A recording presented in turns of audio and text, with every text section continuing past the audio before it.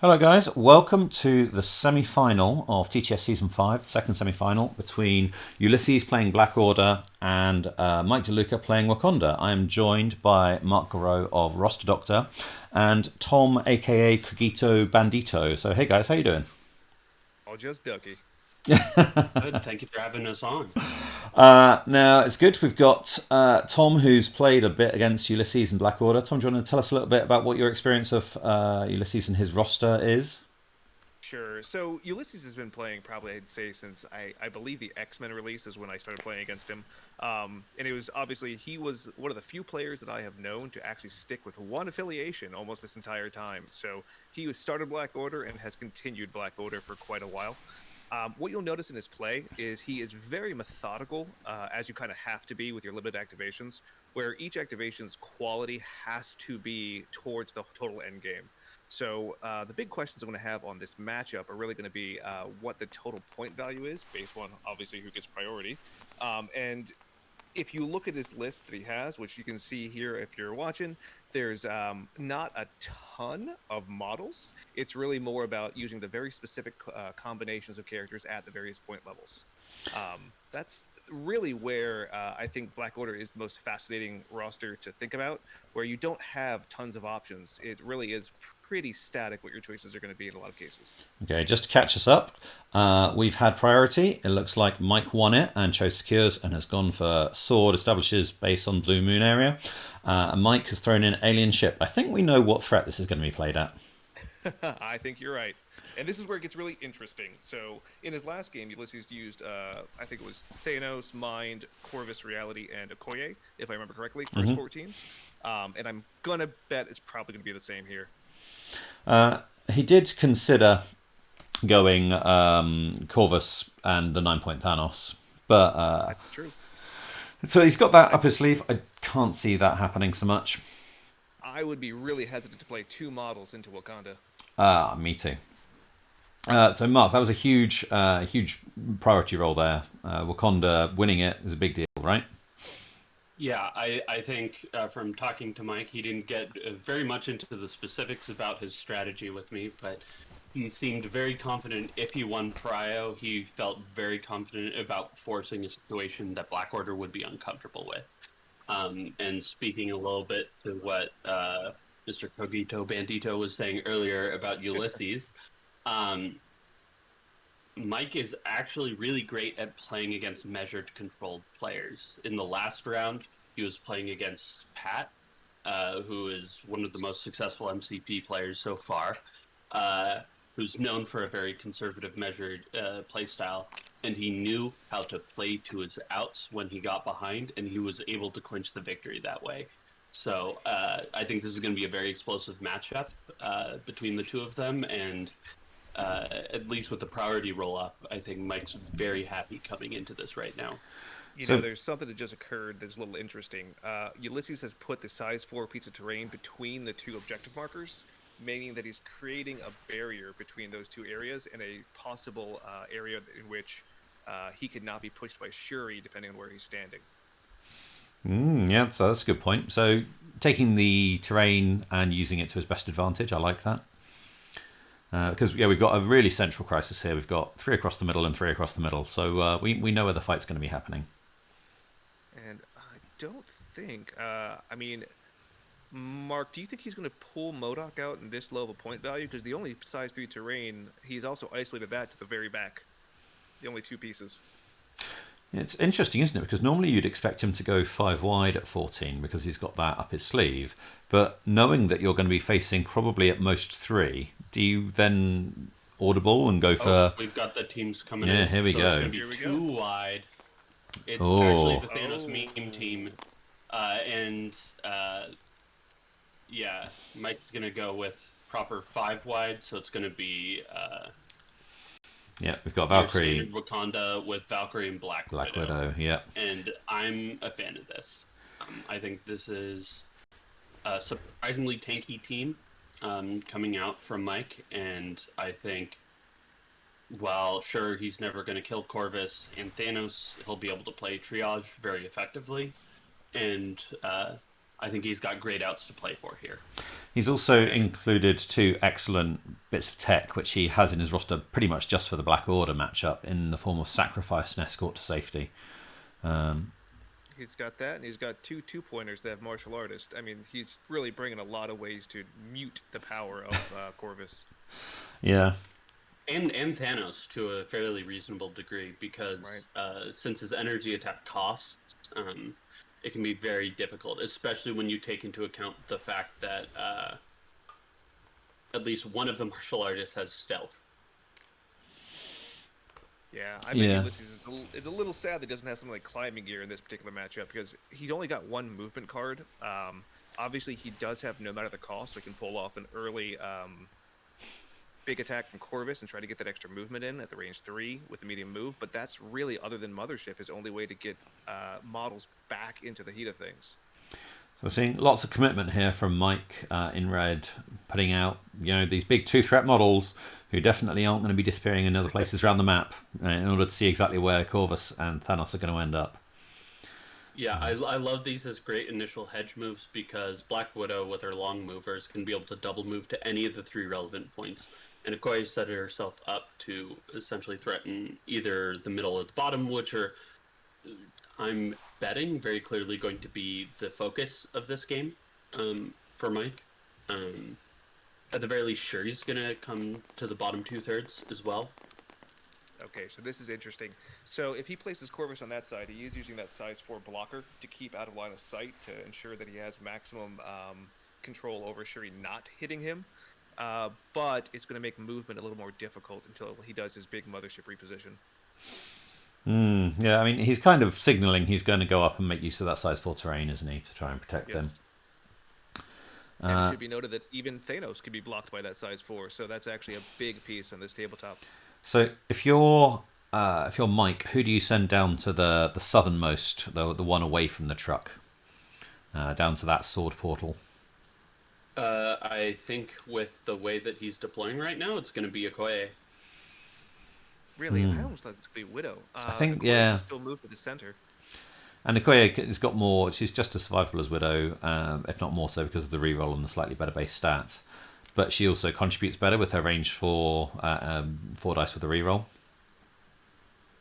Yeah, and though it doesn't matter in this particular case with Black Widow's stealth, but the fact that there are no attacks on the other side of the table beyond range 3, I mean, getting back down to her anyway is going to be tough.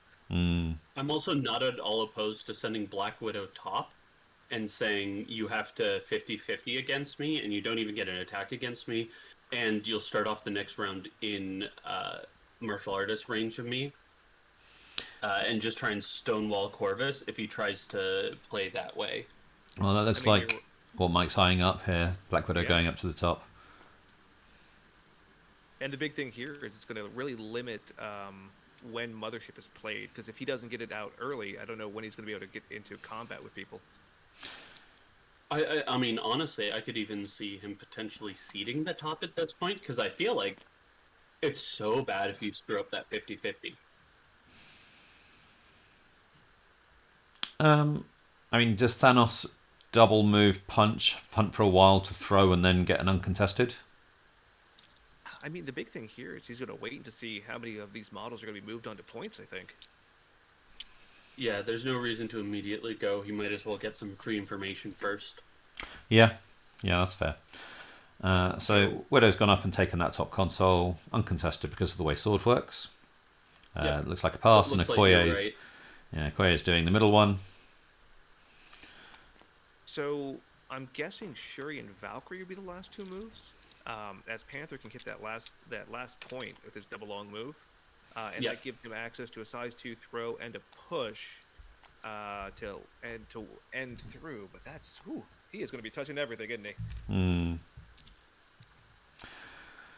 Yeah, I think you're right. Panther goes down to the bottom one probably now, because I suspect there's another pass coming. Part of me wishes that Black Panther went middle and Okoye went bottom, just because Black Panther is more generically resilient into the pieces that will get sent middle, but he's also way better at reapplying himself to the middle after the fact.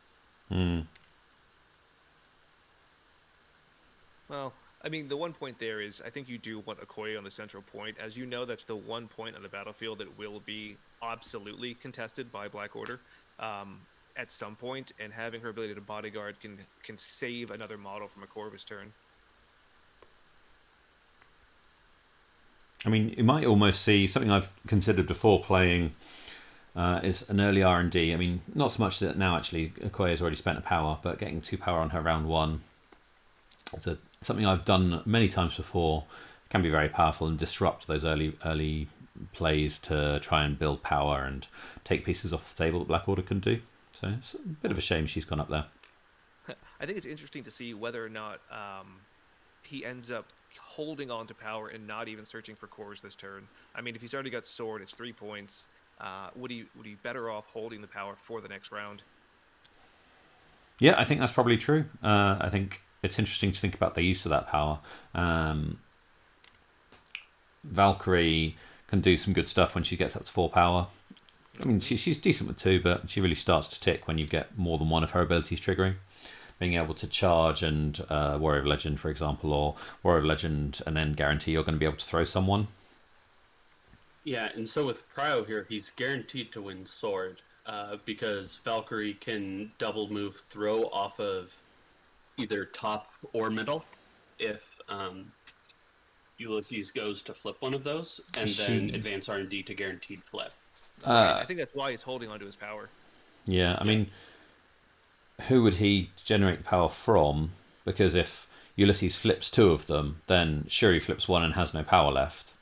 And then Valkyrie doesn't have anyone to get R&D from. You can R&D off of Shuri onto Valkyrie. Sure, but that only flips. That's only going to flip. Oh, I see, and then it's guaranteed because you've already got 3, and he can only flip 2. Yeah. I've caught up with you. The magic of sword. Yeah, it turns out we're kind of in a dance where does Ulysses actually go through the motions to force that advanced R&D play out? Because I think Mike would love to have advanced R&D up for next round to do other things with it. Interesting, because I would assume it's going to be Thanos now, because obviously Corvus is the one you got to decide at the end. But maybe there is a use of Corvus, because remember, he does have, no matter the cost, if he wants to get an early attack in. Also, Valkyrie can't throw Thanos. Thanos is size 3.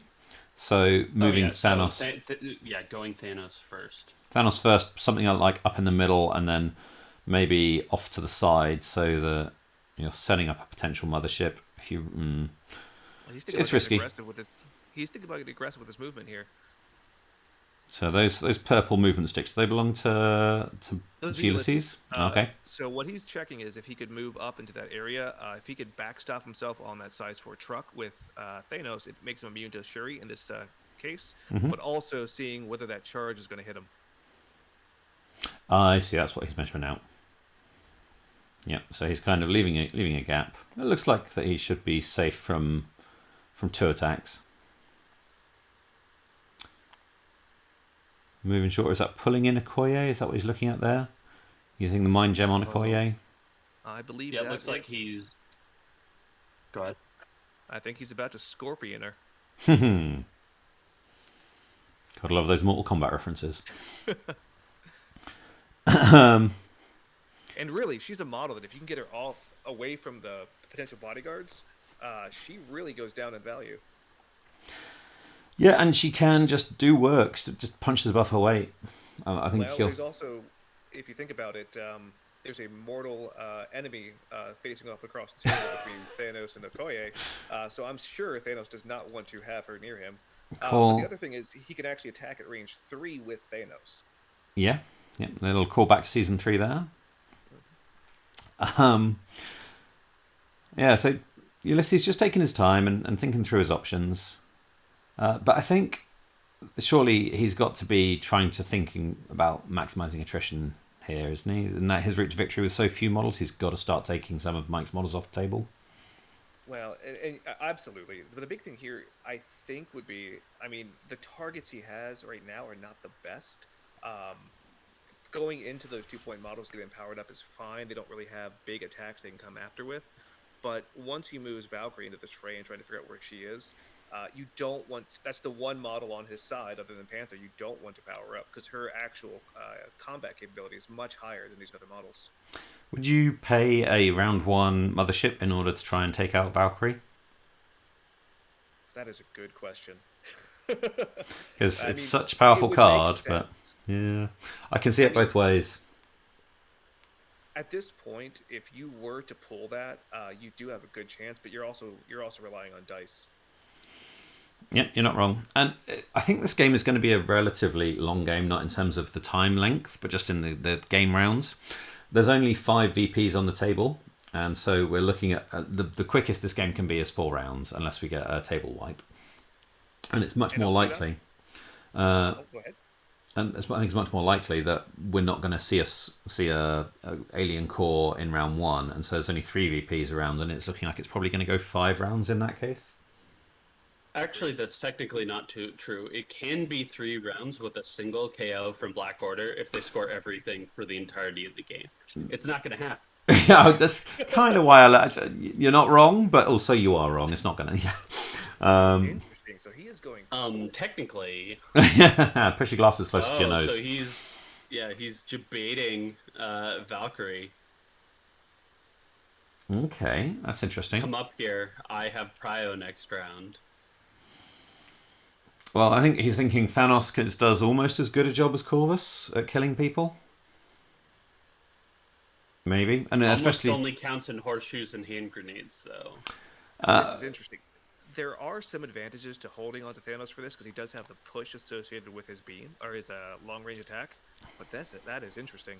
Well, I quite like the idea of if Valkyrie does go up and take the bait, then Thanos can Cosmic Portal her in front of Okoye and then punch her repeatedly into Okoye, who doesn't like having things thrown at her, and you might potentially take them both out. I mean, ping pong is a game. So, yeah, I don't hate that. It's kind of like a gambit. It's interesting. Do you think Shuri has a push lane on Corvus? Yeah, that's what I was just looking at. Has he got tight enough to that trap? Almost assuredly with 45 degrees, right? Yeah, it seems likely. If not, it's just one move away.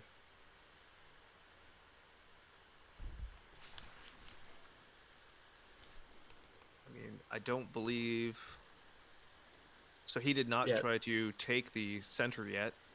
So no, he hasn't paid any power. Done, it's conserving power because, you know, when you get power on Corvus, he suddenly generates more. So I really don't hate that. So then the question is there any point in Shuri pushing him away at this point, or should she focus on Thanos? It just feels awful because of that time gem. Just that, you know, that push. Yes, it's going to eat one of the actions, but he's still going to have 2 actions, and he's still going to be this big monster coming around and punching people. I mean, that's Thanos. Yeah, that's the. You're not wrong. Okay, so it looks like he is checking to see if he can move to the side and get a better push off. Yeah. And he's maintaining the full distance potentially for Shuri to make sure she doesn't get pulled in and taken out early. But she might be in range for to hand out some rerolls to Valkyrie going in, for example, or maybe backing up Okoye. It's probably not in 4 of Okoye. Looks like it might be in 4 of Black Widow, though. But yeah, coming in, just saying, Corvus, go and play over there. So it's looking very likely it's going to be... Oh, here comes the big Shuri attack. It's going to do loads. You know, it always does loads. Yeah, that's useful. Oh, it might not do damage. Comes down to this crit. And I guess Corvus's. So no damage guaranteed, yeah. Which I'm pretty sure Ulysses is sad about. Yeah, you do like a bit of power on Corvus, yeah. I think that's probably a good result for the Wakandan.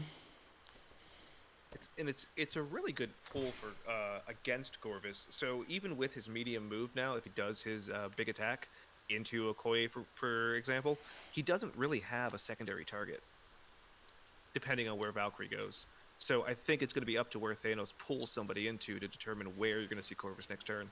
I mean, what about flipping it around and having a mothership off Corvus in order to get Thanos stuck into Valkyrie? That feels kind of bad giving away priority, but... I guess the big question with using a mothership at any point in time early is when are you going to need it later? The sword is such a widespread event, a crisis that if you use it early, you could very easily just be out of position the rest of the game. I think Yeah, especially because since he's conceded the point at this stage, he has to take into account the sword push in his plans for next round with priority, yeah. which is going to be very annoying. Does that turn into Corvus getting pushed short back so that he can only max range Okoye, or does Thanos get sent on a wild chase just to give him a stagger? Yep. And no, there is a weird idea where you could take Thanos and actually move Okoye behind Corvus to prevent a push in that direction, and it'll keep him relevant to the game.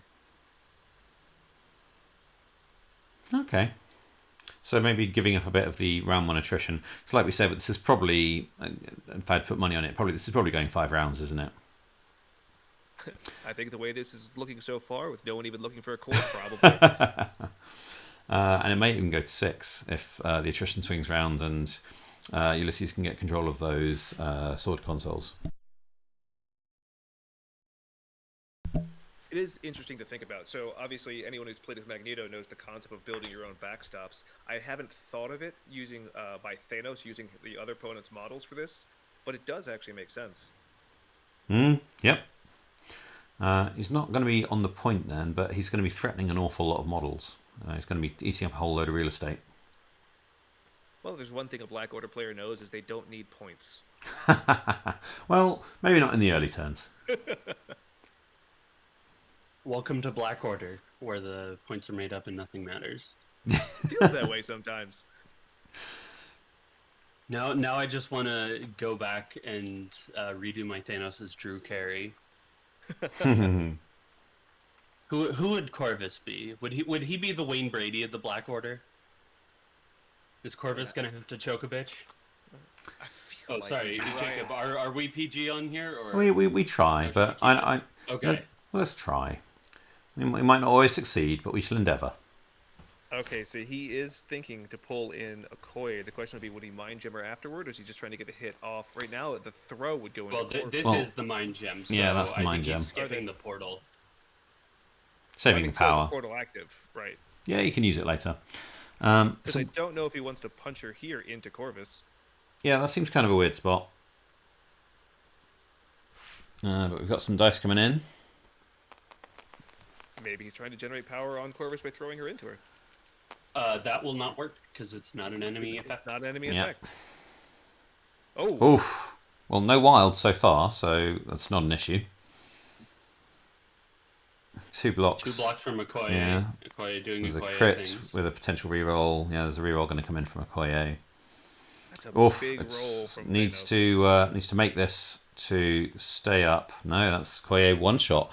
Well, the grudge match feels like it's been settled a little bit there. Gotta admit, did not see that coming. Well, yeah, sometimes dice are going to dice. But given the game state and the way it's been set up, I think Ulysses needs maybe a little bit of luck for this to kind of start swinging back in his direction. I know we haven't scored anything, but this feels like heavily advantaged to Wakanda as the setup. And so seeing a good game is something I think we can all agree would be a good thing. So really interesting start. So he's got 1 action left, correct? He does, yeah. So the question is going to be, is he going to keep Thanos moving up the center, or is he going to move him behind that truck to have potential movement next round without being in anyone's way? Because I don't think he wants to go into Valkyrie at this point. He could also consider moving Corvus back onto that center point so that that undoes the Shuri push. And yes, he might get pushed away with the sword move, but then at least he's more relevant than he would have been otherwise. And you can always move him back with Thanos. Corvus would also have the backstop of a dazed Okoye. For the resolution of the sword push. No, that's in the. I mean, she won't be dazed, but you're right. It's any direction though, so it's not gonna help hugely. You can just push him off. Being further away. I guess you push him where Valkyrie goes. Yeah, that's the big decision Mike's got ahead of him, is what does Valkyrie do? Because I think probably the smart move is to put her up the top with Black Widow and kind of make Ulysses use actions on moving his murder squad around the table a bit more. Or maybe spend Mothership. Is it that, or do you put Valkyrie in a position where she's not contesting anything but can hit any 2 points with a throw afterward? Yeah, I At the mean, moment, yeah, and then she'll there's be. nothing really going on up there. Yeah, that's a fair point. And she'll be sitting on 4 power next round, so she can throw and flip, and potentially search for a alien core as well. Because, I mean, if you're already there, why not? Hmm. Okay, so he is... Coming up onto the point, backstopped by Okoye. Yep. He's gonna flip it. And is he going to go for the core? I mean, you go for both, don't you? You've got the power. Why not? He's going to go up to like 8 power next round, even if he pays. So that feels fine. Thanos on 8 power. It seems alright. Yeah, when you're rolling in the dough, you don't skim. And if he does get it, then that suddenly the shape of this whole game changes if Thanos can pick up that Kree core. It's big.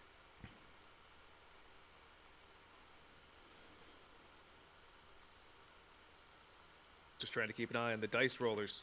Yeah. They're still making sure the positioning is exactly right. I think he might have just been overlapping in Quay there, so just putting it into a legal position. Paying the power to take over the console. And is he going to pay the power? Yeah. I think he's paid 2 power. Only No, no, you're right. He's only paid 1 so far.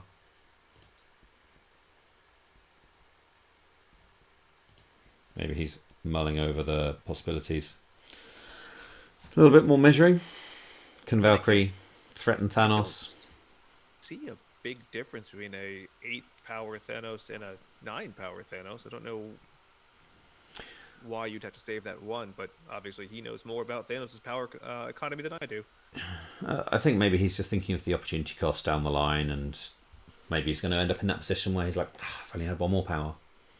And it'll be and to make it even sillier, it'll be the difference between 9-power Thanos and a 10-power Thanos. Yeah. Because the second power, he'll be generating 3 because he's double gemming it. Yep. And you've always got R&D, so to get up to that 10th power, yeah. I think I'd be going for it. I think I'd be flipping, or trying to flip that core, search the rubble. Yeah, I think it's an absolute no-brainer. And but okay, maybe we're gonna have an interesting post interview. It sounds like. Maybe he just wants this game to go as long as possible and thinks picking up that core is going to shorten the game, and might well be right. There is something to be said for the fact that once you have the core, you are a bigger target. Mm. And it would limit him in taking damage if he doesn't attack, or kind of, I guess, like I said, being a larger target. I don't know if that really matters in this game, though. Here's the push that he's thinking about for sword. He's playing it out before he goes with Valkyrie, so it looks like he's trying to see whether he can clear the car or not. It looks kind of iffy to me. Maybe. I mean, he might be considering just the throw, just double move throw, and then you get the push as well. So that might be the Valkyrie throw rather than the sword push, and then Corvus is miles away, and you're really sort of leaning into drawing out Mothership early. Yeah, and then you can. Because my only worry is Thanos, because he can just portal Okoye off of Valkyrie and just crush her with 3 attacks. But maybe you're okay with that? Yeah, because what you'd be wanting to stop is KOing Okoye, because that's a VP. It's interesting, though. So if he moves Valkyrie into that position, it's going to open up. I understand, yes, Okoye has bodyguard, but you're looking at a potential where there would actually be a cause for 2 attacks out of Corvus, versus now where he's only getting 1 pretty much anywhere he goes. With the sword push, though... Yeah, with the throw plus the sword push, I think that you can get him to where he can only threaten the Okoye, and that's it, without a Mothership play. He might be able to move and death. What's it called? Death blow. That's what, range 3. Range 3. A medium move, a 50 mil base, and a range 3. Yeah, but when you only have 5 active. when you only have 5 actions in a round, do you really want to spend one moving if you don't have to? For sure. I mean, the less movement he does, the better. You're not wrong. I think that the difficulty becomes if you do burn Mothership this early, you are basically setting yourself up to saying, if you walk around me the rest of the game, I don't have an answer. That's true. Like, if this was a more target-rich environment in the center, but really there's only a Koye and maybe a Valkyrie, it becomes a lot more difficult. Now, the distance between where a Valkyrie may end up and where Panther is now is interesting, because it could be a medium movement down from the Death Blow, but that's still using a lot of power and a lot of actions.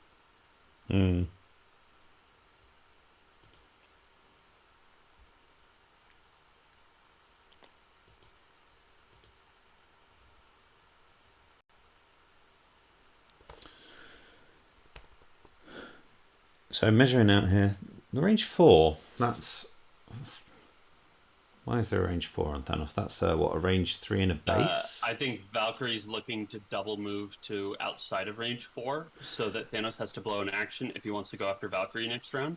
That's the cosmic portal, isn't it? Yeah.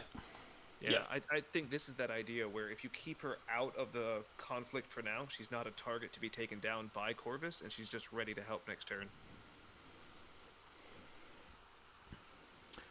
Yep. So I think he was weighing up throwing away Corvus, but just not feeding the machine, the grinder, in the center. I can totally respect that as a line of play. Another amusing option is double move, try and flip the rubble, see what happens. Yeah. I guess. I mean, what happens is Valkyrie gets eaten next turn, but no, just moving up to the top. Yeah, and saving the power. Saving the power is big. It also gives him more advanced R&D opportunities. Yep. Okay, so 3 to zip, and not a single roll on the Kree Power Core, and I don't mind that at all. I think probably if it turns up, that's better for Ulysses than it is for Mike. Unless it's in like one of the very late rounds and it turns up and he's like, okay, great, now this character has it and I'm scoring a couple of extra points, and then maybe that shortens the game by a round. All right, so he's looking now to see if that push is going to take him out of range 2 of Okoye. And with the bump on the car, maybe. I think you can get into that car quite happily and you'll be able to. I don't think there's a problem there. So do we have predictions as to who the first activation of Ulysses is going to be next round?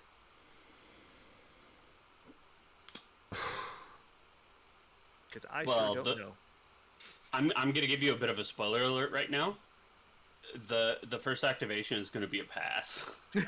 See, I don't think so. I think he's going to go with range 3 attacks into Okoye. He's out of range 2 of her, so he can go with the death blow, bypass all of her defensive tech, and just do a Death's Decree death blow, 9 dice into Okoye. He's got a decent chance of taking her out, and he gets a free move. I mean, the other option is he goes for Thanos to punch Okoye, hopefully get the throw off or move her out of 2 initially, and you can beam her down. And then save Corvus as your more quality activation afterward. I think you need to hold Thanos as late as humanly possible here. I think Corvus, it's either pass or Corvus in my eyes. I agree. You want those control effects late. But we'll see very shortly. I quite like these crises because apart from the sword push, there's not loads to resolve. Sometimes you get those crises with like Spider Infected and Infinity Form, and you just got to remember a million things in between rounds. This one's relatively straightforward.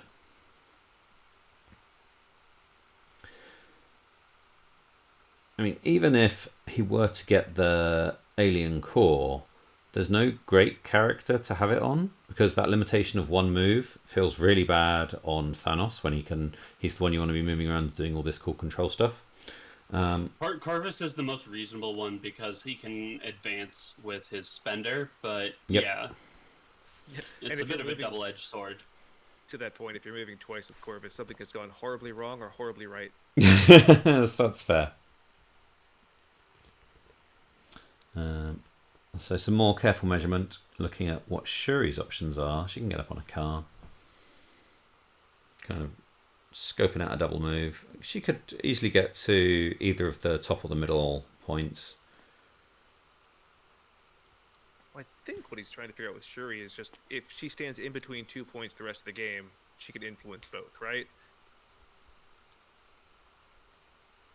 Yeah, she certainly can. She's in a decent spot for that right now. You might want her maybe to move up a little bit, just so she's got more characters in range for her reroll bubble.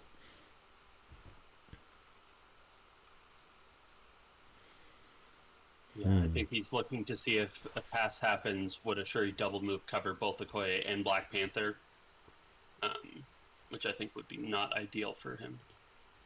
Because if he feels forced to go after Shuri rather than one of the others... Okay, Corvus is going with the no matter the cost death blow into Okoye. So we're going to see if Ulysses can get his first VP this game. So it's checking it's outside of 2, so Okoye doesn't get her defensive tech. And Thanos will pay to boosty this. Death's Decree, so 9 dice, and Okoye doesn't get count blanks on this. Wouldn't be surprised to see a toasted Okoye here. It's an interesting call, too, using the Death Decree now versus waiting for... Oh, no. That's not it. Oh, that's so bad. Oh, God, he left her on 1. Hasn't got the... Oh, she hasn't rolled yet. Actually, sorry. So, Okay, but left her that on 1. Okay, may be prescient there, Mark. Yeah. We've got some reverse lag on Mark. I apologise for that, viewers. We've got a Wakanda reroll coming in as well, which is why there's 2 dice being rerolled. Yep. So 2 blocks. And no flurry. So only taking 2. Oh. There's no flurry on the death blow. Yeah. Yeah. Missing that wild was such a heartbreaker there. I mean, I doubt he would have minded if he just took out Okoye, because then he could go off and do something useful somewhere else. But just repositioning that character with the medium move is still, still not awful. Yeah, but the big thing would have been if he got the move and then tried to farm 1 more power with the strike, he get another death blow off. He's going to be short now. Yeah, so there's absolutely no way he does anything of significance to Black Panther, which could have been the hope here. I mean, he's got a move and a Glaive's Edge, but it's only 5 dice. That's kind of why I was surprised that he used the Thanos boost on the first attack. But I guess he was trying to make sure Okoye couldn't do anything, and unfortunately that just didn't work. Maybe he was worried about being out of range of Death Decree. So if he wants to move down onto that point, is he still within range 4 of Thanos? Only if he cares about points. I suppose that's true, but that is how you win the game. Well, it is true that most of the time, the team with the most points wins the game. It's a classic John Maddenism for any non-US people. So he's taking his time just to consider, okay, now the situation I found myself. And this is what the good players do, is they try and set up the situations to be advantageous as possible, but then when dice happen, they have to think and react. And so he's thinking through what this turn is going to look like now and what the rest of the round might look like. And that's quite tricky when you're having to take into account 4 or 5 other activations that are going to happen. I mean, I almost wonder if the better move is to just take the medium move and then try to get your Glaive's Edge strike into Okoye to try to finish her. I think that's what I'd be doing. It's so dicey. Yeah. She's counting blanks, but she's only got 2 health left now. And I think he back. does have enough to count blanks, so I think he can force the issue if he really wants. I just don't think he wants to. I mean, if he does that, he at least gets a... does he have the center point currently? He does, so he doesn't even get anything on that. He could roll in the core. He's got the reality gem. With the power he generates from KOing, yeah. I mean, that's... Yeah. That would set him up quite nicely and kind of forces the Wakanda player. Yeah, Mike's got to respond to that. Because I will say, at the moment, even a double move from Valkyrie doesn't really put her in a throw to anyone if Corvus moves up. I mean, he kind of isolated Valkyrie a little further than I think I was expecting him to. Yeah, I think he really sees Valkyrie as his ace in the hole of this game, so I think he's doing everything he can to hold on to her. Well, now that it looks like Okoye is and not going to Okoye be... is the price he has to pay for that. I think he's more than willing to pay that price.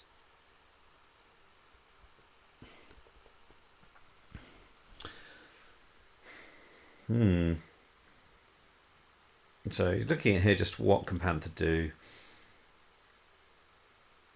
Again, just thinking about it in terms of a race. 3 VPs up already, and then 3 VPs.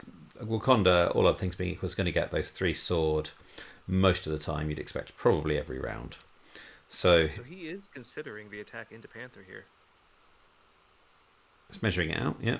Having a look. He hasn't, because that Death Decree's already been used. Yeah, he's going for it. He'll be able to count blanks on this, so he's got a chance of doing some decent damage, but anyone who's played against Black Panther knows how hard he can be to take out. Yep. Here we go. He did not spend the power for the Glaive's Edge. Well, didn't roll any blanks, and in so retrospect, he was right to do so. Indeed. Borrowing some of Mark's prescience there. So look, what's that? He's got a crit rolling off the skull from the reality gem. Panther almost rolled a straight. So 5 into 3 blocks takes 2.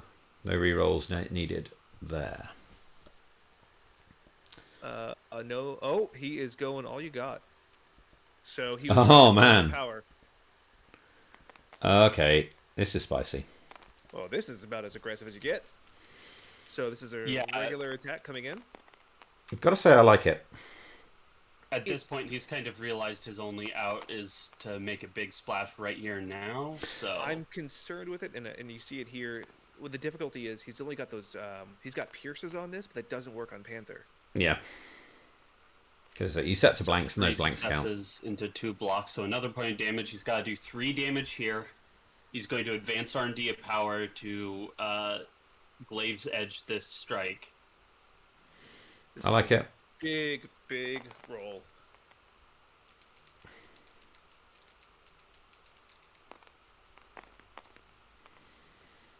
Oof. Well, Very good so far. Those blanks counting really helps. So that's 4 hits so far. And you can see he's being very cautious and allowing time for the Wakandan rerolls to occur and be decided upon. Yep. So we've got a reroll incoming, unsurprisingly. Oof. Some good crits there. It's looking good. So 6 successes. Into 2 blocks at the minute. Reroll. Yeah. Gets him. So 4 damage. Hey. So that gambler's paid off. Now he flips the bottom sword, guaranteed. Wow. And dazes. And here we see the difficulty that he's going to have is the rest of his army is completely isolated on the other side of the board. He's got Okoye, next to a Thanos, but no one other than Okoye can get down to that bottom point, which is maybe his play right now. Yeah, I think Okoye goes right now and immediately counter flips, and maybe even field dressings Black Panther. Yeah, no grievous wound on that. Yeah. Yep, I was going to say.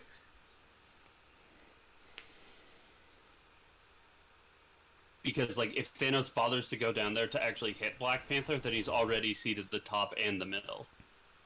Even with the time gem, I feel. I'm not sure that plays out badly in the long run for Ulysses.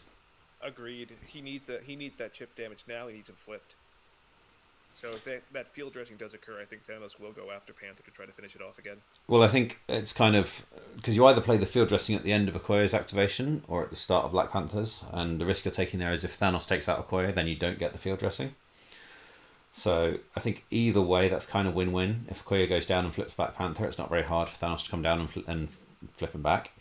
And if she doesn't flip him, then Thanos comes down and murderizes Okoye anyway, and then he hasn't got anyone to field dress him. So it's an interesting line of play. It will draw the Black Order to the bottom side of the table as we're looking at it. But I think Ulysses would be like, I'm fine with that, and then I'll spend round 3 moving back to the middle, and then I'm going to pounce on the top side of the table in the later rounds. And I'm going to have done enough damage in the meantime. I'm going to take out Okoye this round, I'm going to take out Black Panther next round. I think he'd be feeling pretty happy with that. This is really interestingly poised, I think. The way the dice have gone and the decisions they've made. I think Ulysses is bringing himself right back into this game. Yeah, and one of the things I'm noticing, we talked about how it was important for him to be spread out, but sacrifice and escort to safety are not cards you can use when you're spread out, and I wonder if that's coming back to get him.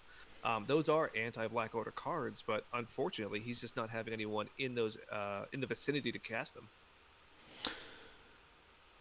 Yeah, okay, so yeah, looks like Okoye is going with that gambit we talked about. Coming down, she's going to flip the point and set up the field dressing. And I wouldn't be surprised to see Thanos. Maybe another part of this gambit is, does that force Thanos to activate early? Do you get a Thanos activation right now, and then you're going to get 3 activations back to back to back? I think he has to go if this gets set up, because otherwise Shuri can move and push him.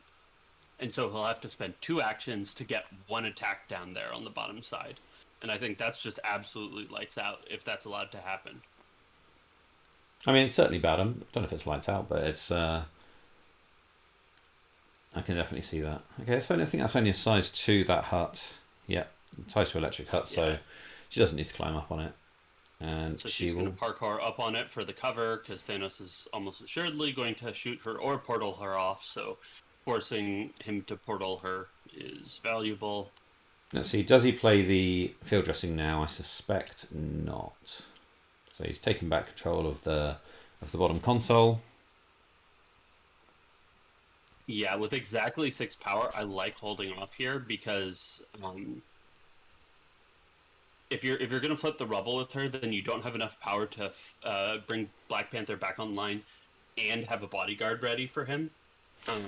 Which no, he doesn't now. Because he's paid. Yeah, because he spent 1. Yeah. Yeah. So I think holding off is the much better solution here.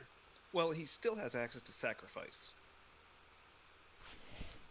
Yep, and just for the viewers at home, just in case you're not familiar with sacrifice. It's the best card ever. It is a card that allows you to bodyguard with 1 power from each of those 2 characters, the one being bodyguarded and the one bodyguarding. And serves as kind of a quick way to alleviate the damage coming into an important character by sacrificing someone that's got very little on them. So, I mean... As a bit of a downside, it doesn't allow for rerolls on that defense roll, so it's bad for Okoye and it's double bad for Wakanda. Yeah. But so it really should come out when you're desperate, and I don't think that immediate field dressing play would have been acceptable odds with also just escort. It's particularly good against Corvus. It's less good against Thanos because he's got trivial ways of getting around the range 2 requirement that's on the card. So you've got to be standing within range 2 of someone, and he just says, "No, you go and stand over there." So it's particularly good against Corvus. I will say I have a personal attachment to that card because it's the only way I know how to play A-Force. Oh, do you like daisy chain onto She-Hulk, off of She-Hulk? Absolutely. That sounds fun. Okay, some trigonometry going on here. Looking at I'm not sure what we're looking at here. So the short move would have to be a mind gem. You have to be within range 3. I think what he's trying to figure out is if he can get 1 action in and move Okoye out, he might just kill her, or he might try to see if there's any other options to do. Because if she's out of field dressing range, it doesn't matter. That's true, yeah. You don't actually have to kill her, although you'd like to for the VP. So single move, then you're in range 3. You can mind gem her forward, and you're going to get 2 attacks on her if that's what he wants to do. And they will be 8-die energy attacks. He's got the power for it. And you might just do it in 1, and then move back to that center point and make it harder for them to flip back. Which I think is probably would be what he does. But we've been wrong before already this cast. For sure. But So forcing Thanos to go early, this is going to be 3 activations back to back for Mike. But I don't think they're going to be particularly impactful. I mean, who's going to come? Is someone going to come down to that center and flip it, or is he going to be? I guess if Thanos takes that bottom one, then he's got to. I assume Widow will go to the center, and he's going to reposition Valkyrie into an area where she'll be more impactful for the next phase of the game. because he's rapidly running out of things. If he, losing Panther is big, as Corvus has a great chance of taking him out basically in one round next round because he does not have his vibranium armor blanks. He only has extra dice. And the Death Decree is going to add 4 dice, so having Thanos within range of Corvus at the end of this is going to be important. And we might see the sword push coming in to try and remove that. Okay, we've got some dice coming in. We've had some power off Thanos. This looks like the big 8 dice energy attack. It's pretty average from A Thanos. respectable 4. Yeah. Into 1 block so far. I'm assuming Wakanda will be paid for, considering the consequences of failure here. Yeah, seems likely. So we've got Wakanda reroll and Dora Milaje reroll. And exactly enough to live. So they've got the throw coming in though, so that might do the 1 damage. No. He did his ranged attack, so it's a push. Ah, push. Of course it is, yep. And here's the difficulty. It is a must push, so he needs to be careful. He's going to try to get that second attack in. He's still got his Cosmic Portal available to him, so he's going to try and push her so that she's still within 4, which is what he's measuring now. Yeah, though this is going to get a little bit dicey because he's running out of power very quickly. So he's not necessarily going to be able to boost the next attack, and it means he's not going to be standing on that point, so Mike no longer needs to allocate both characters. All right, so he's going to just be in with this push. That was close. Well, they haven't checked away yet. I think they might be... Yeah. Because that looks like it might not actually work. Yeah, no, that angle doesn't work. Ooh. So now he's looking at his options. That side might be in though. Yeah, that side is definitely in if you zoom in super far. That is skin of the teeth. Yeah, it's pretty close.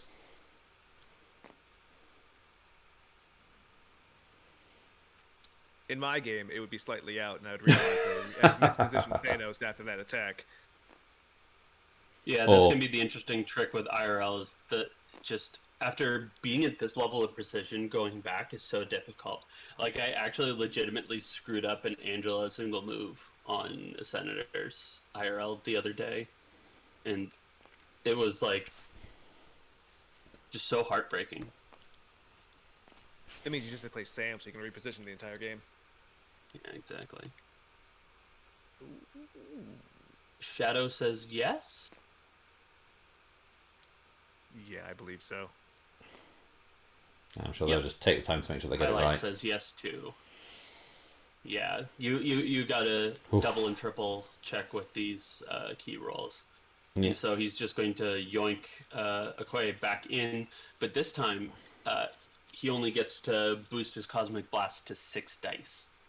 So I think Okoye is actually favored to live here. What, 6 into 3 reroll 1? I think I'd be happy. I should 3 get reroll 1. 2? 3 3 reroll 2? It would be real too for Wakanda. Yeah. I don't know. Run that through Jarvis. It's dicey at the very least. I think it is no less than 40% that Okoye lives. However, the field dressing plays off the table. She's outside of the range from Panther. Yeah, though I think if Thanos screws this up, you're more than enough ahead that you no longer care about the field dressing play. Ooh. Only 2 successes, so this is looking very promising for Okoye until she does that. She's going to need those rerolls. Okay. It's a 25% chance that she lives. Less than that. Yeah, No. Skull.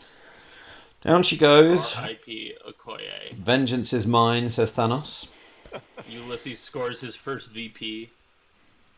Yep. Off that Thanos leadership. So now, who do you expose to the middle point? I'm assuming it's Black Widow. I think it has to be Widow. Because that's the next on the menu, isn't it? Black Panther's going to get eaten at the beginning of round 2, and then one of them's going to... Thanos will go back to the middle and have a little snack on whoever's standing there. So you want to keep your impact pieces, which Shuri's an impact piece for sure, and Valkyrie's an impact piece for sure. So I think Black Widow is the obvious choice. It is really impressive how one small good roll from Thanos initially has cascaded into now you're down a model at round 2. One, your leader is flipped, and there's not a lot on the board that Black Order fears at this point. This is going to be a tough one for Mike. Yeah, especially because he's got to be thinking about getting someone down to that bottom side at some point to flip that back, and that's just putting them back into the clutches of the grinder. I'm mixing metaphors hideously there, but you get the idea. So it looks like he's looking at running Shuri to have an escort to safety sacrifice play. I think field dressing, to isn't it? keep him alive. Oh, I see. To keep Well, him alive next round, yeah. Well, there's no way she can double move to within R2, so it has to be R3. Yeah. With the fantasy there, of course, being Corvus gets pushed away. Corvus tries to go after Black Panther. Black Panther gets escorted backwards, and then you sacrifice to keep him alive, and then he KOs Corvus. Is, I think, the pipe dream there. I don't think it's going to work out, though. I think we will see a mothership next turn.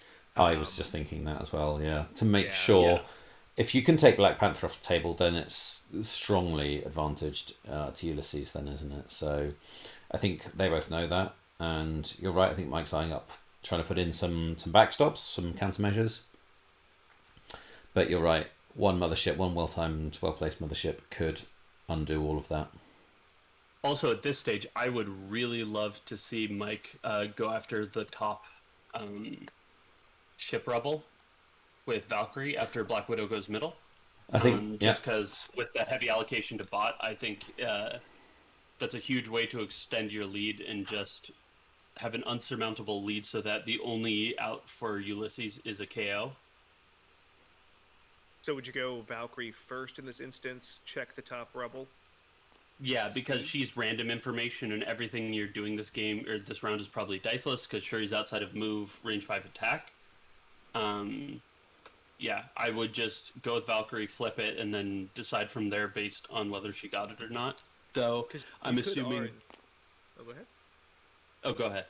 I was gonna say you could always R&D a power 2 Widow, so she could check the center after Valkyrie fails as well, if you want. I don't think you want to check the center though, because with Thanos right there, like with Valkyrie at the top, if she's max 1 north of the top rubble, Thanos is going to have to spend at least 2 move actions getting onto her. And that means that he gets maybe 1 attack on her, or if he's lining up a mothership play on Corvus, you can run away with Valkyrie. I think and make it tricky. The big thing would be, though, you do Valkyrie first. If she fails, you get the option on Widow, and then at the top of the turn, you know Corvus is going to be going into Panther. So Widow. Oh, you mean Widow checks the top one? Yeah. Sorry, I thought you meant Widow checked the middle one after she went to the middle. I was like, right. She's gonna. You've got the option currently. Yeah, I think I like that play as well. Because like if Widow flips it and you just long move her back into the corner, like how does Ulysses ever come back? And she will live for 4 rounds. Yep, that's what she needs to do. I mean, a triple move Thanos goes pretty far, so I don't think she's out of contention forever if he really wants to hunt her down. No, but it opens up the intermediate area for sword run-ins and grabs. And then if she's being chased down for 2 turns, it does a lot to keep him off the board.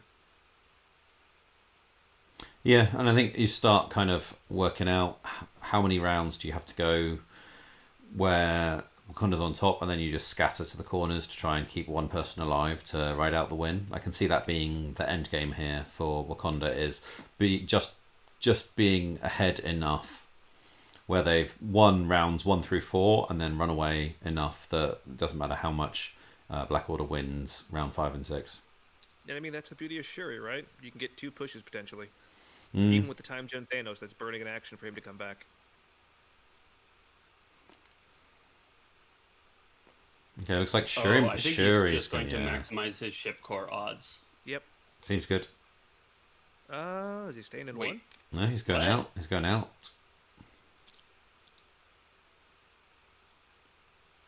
I guess if you assume that you never lose the sword base ever again, then you're fine. And you're just creating Fort Kickass with Valkyrie and Shuri. But I mean, currently he's going to lose it the next turn because he's got no one contesting at the bottom. So he's going to be still putting someone into that range. I agree. I think I would have liked to have seen a roll on the core there, because getting the core now is going to be really good, especially if it gets it up at the top. And she's got 4. She had 4 power. She did, but maybe he's thinking, I don't know, field Okay, dressing. Black Widow's rolling for it. Nope. She does not have the reality gem. Unfortunately. She should work on that. Corvus is right there. Just go and steal it. That's a thing, right? I mean, she steals things, right? Yeah, I agree. She does that. This is why you need Hawkeye. Not sure it works on gems, that card. Ah, too bad. So having not found it, rather than So coming... he's not going to burn R&D to take the center. Well, unless Valkyrie's going to come down. That's going to be kind of tight, isn't it? I think she can run around that truck well enough. But I think he might be seeding sword, which feels... Yeah, I don't know if she can. No, I think he's prepping to counter sword next round because he's going 2-up this round guaranteed, right? 2-1 on the split, so he's just preparing for next round and trying to limit his exposure. Oh, because he's grabbed the bottom one. He grabbed the bottom. So he's got 2. Yeah, so he's still scoring sword this round, and he's just keeping targets safe. Ulysses. Oh no, because Okoye flipped it back. That's what happened. Yeah. Okoye went back down to flip it back. As things stand, we've got the centre held by Black Order and the top and bottom held by Wakanda. So Wakanda's going to score 3. And Valkyrie has moved further back to ensure that she isn't dragged in to attack. Yeah, so it looks like we're going to see Thanos get pushed into the fountain to stay outside of support range of Corvus, or... Yeah, get him out of 4 so that Corvus isn't going to get those bonus dice onto the attacks against Panther. Actually, the alternative I prefer is pushing Corvus into this bottom board edge, because I think that's more likely to force out the mothership, and I think getting power off of Corvus is very welcome. I think that's definitely true. And also Thanos then wouldn't be able to Death's Decree if he's paid for mothership. That's right, he only has 3 power. Yeah. A minute ago he had like 9. Where did all that power go? Looks over to Okoye's charred corpse. It was worth it. Yeah. I still can't get over how, like, in the Falcon and the Winter Soldier, I guess spoilers, but there were some Dora Milaje characters in that, and I straight up thought one of them was Okoye until somebody told me it wasn't. And I felt like so bad that I just can't tell any of the Dora Milaje members apart. I think they all wear the same outfit. I think also, the amount of money you have to pay that actress is probably a lot more than you did for paying the other ones. It's probably the major concern rather than any story points there. Oh, especially with the Black Widow drama that's been going on. $20 million. Ugh. Yep. I don't really have a strong opinion. I mean... Here's Mothership. Yeah, speaking of $20 million, here's a $20 million play coming in right now. Well, that's what, his 3rd or 4th of the game? But yeah, this is big. I've been really impressed with how tenacious Ulysses has been, because I feel like playing too wide into Wakanda on a setup where they're always going to win the only relevant scenario element seems like so painful, but it actually feels like he's legitimately in this. Like if he KOs Black Panther right here, I think he's probably favored. Mike's in deep shit. But this is the difficult part. So in doing the Mothership play, he's only down to 2, and he does not have Death's Decree. So he is rolling just 5 dice against Panther He's here. hoping to get 2 damage through here. And So Black Panther is boosting up to 6, actually, because he's on his injured side. But he's not counting blanks anymore. So that's 3 skulls. That's sad. It's a good roll. It's a good roll from Ulysses. Yeah, and a bad roll from Mike. So that's gone the way Ulysses needed it to go. So 5 successes, maybe blocking 2 here. Not what you want to see. Oh, it was hovering on the shield to add insult to injury. More skulls. Okay, and then the reroll coming in, absolutely nothing. So Black Panther takes 4. Ouch. So here comes... Things are looking grim for the King of Wakanda. Here comes what? Scarlet Witch would have lived. A death blow, do we think, coming next? So this is a weird one. If he gets the death blow, he can get the medium move onto the other point and makes it more relevant, but he'll be down power for the next round. That being said, Thanos doesn't really have a lot of things he can contribute. Oh, looks like death blow. No, 3 paid, so it's Glaive Edge. No, it's Glaive's Yeah. Edge. So we got Glaive's Edge Strike. Okay. The Pierces will work on this one though. Yep. Because I think he wants to retain power on Corvus for the next rounds. So that's So three successes with with a a crit. pierce and a potential fourth, and another rough initial roll. And he is going to pay for the reroll. So he's got 3 blocks right now. So he actually is only living if he rerolls this. Yep, he lives on 1. Even with Pierce. That's 4, absolutely brutal. Yeah, because he's got. So he's going to block 3, Yep. and takes 1. Yeah. Oh no! It's 4 successes into 2 because of the pierce. Yep. Oh no! They're miscounting. No, because pierce down to 3. They're miscounting damage. No, he's got 3. He's got 4. Yeah. I'm gonna. Who's the line judge? Wargaming Dad, if you wouldn't mind contacting him, Mark. Let's try and get that resolved because I think unless we've missed something here. Oh, he's back. There we go. They caught it. They caught it. Okay. Yeah. Good catch. I suspect the players are getting it wrong. So bad if a game came down to counting successes like that. Yeah. That is really rough for Ulysses here. And not for nothing, he's got a powered up Panther who's going to get a whole bunch of rerolls into potentially Corvus right here. That was fun. Corvus rolled for the console and rolled a skull, which of course is a critical, so he got it. Just if you're wondering why that skull up there has resulted in Black Order now taking control of this rubble down this console down at the bottom. So that's actually really interesting. So I believe the reason he did that is because he's expecting Panther to go into him, and that gave him the best chance to get the skull so Thanos can actually take it after Corvus goes down and he tries to kill Panther. No, sorry, he wasn't getting the alien core there. He was flipping. He's flipping the sword console. One die. Yeah, he just flipped the thing. I think he didn't want to risk going for the alien core because. They're revisiting it and putting the damage back on Panther. What have we missed? Why? What have we missed?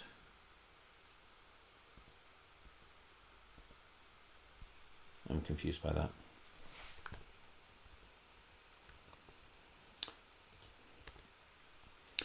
So let's look back at Jarvis and just double check the dice rolls here. So we ended up with on defense we had 1 crit, 2 wilds, 1 block. So that's 4, one of which gets set to a blank. So that's 3 blocks. Whereas we've got 4. Oh, he paid for Glaive's Edge on that attack.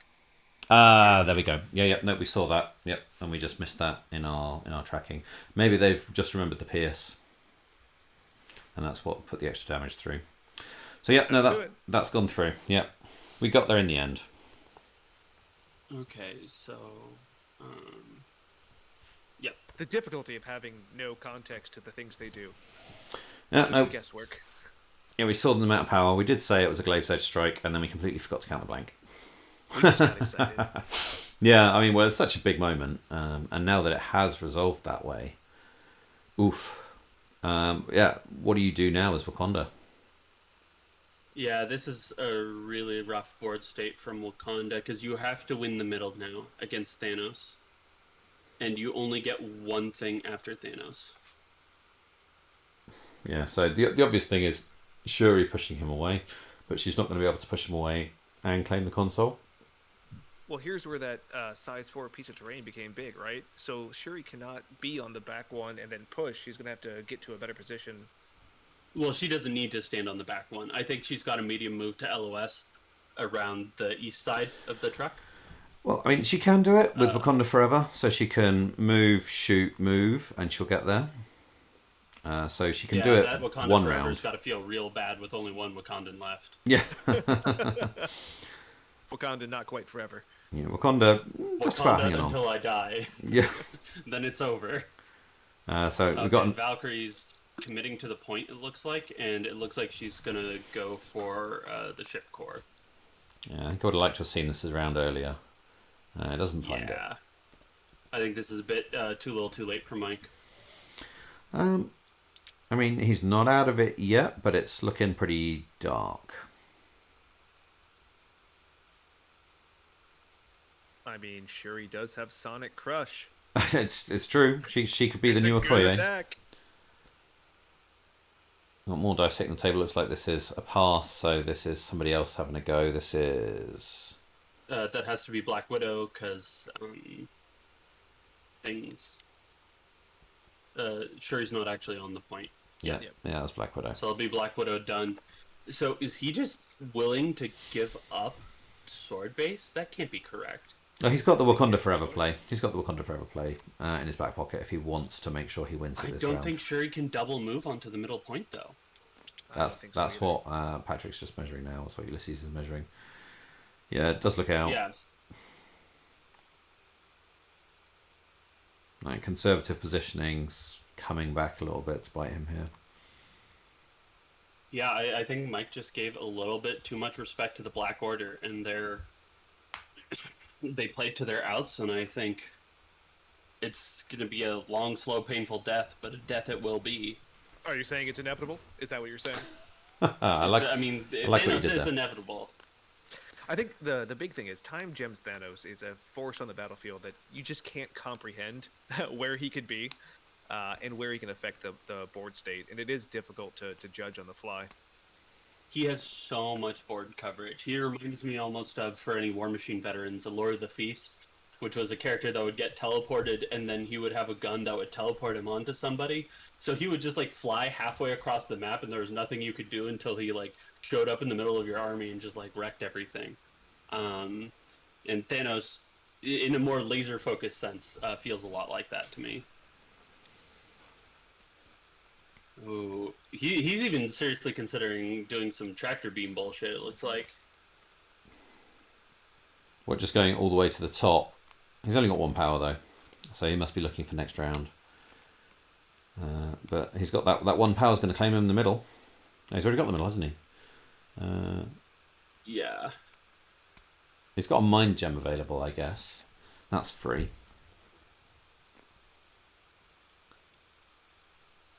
Do you go for the core?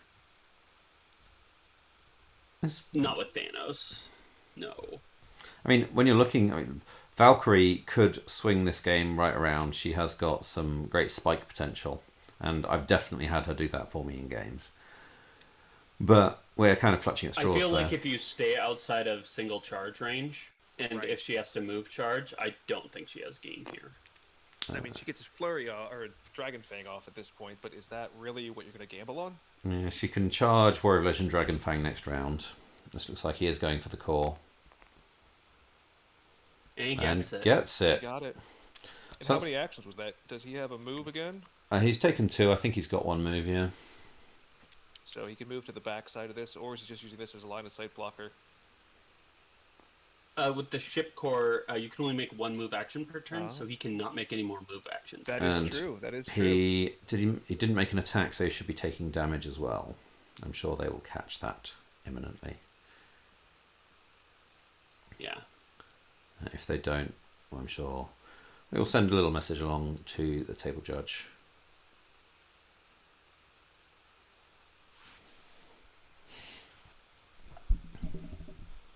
I do think you're right, though. It does look like there's a Wakanda Forever play coming out. Because I think he can walk, maybe climb, and get over the truck, and then push Thanos away, and then interact with the portal. It might be. It looks really fun. No, there's no way that standing on the truck you're within 1. Yeah, I think it's just the distance is too great. Let's just go top down for a second. Yeah.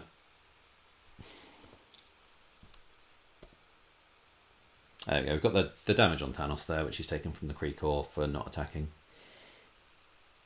So do you move Shuri to the other side of the truck and try to shoot him just to get Thanos a little further away?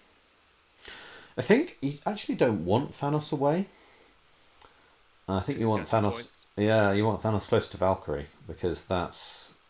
If you get that 2 points and run away, then probably... Well, for a start, you've dazed Thanos, and you've taken away any more VPs from being KO'd.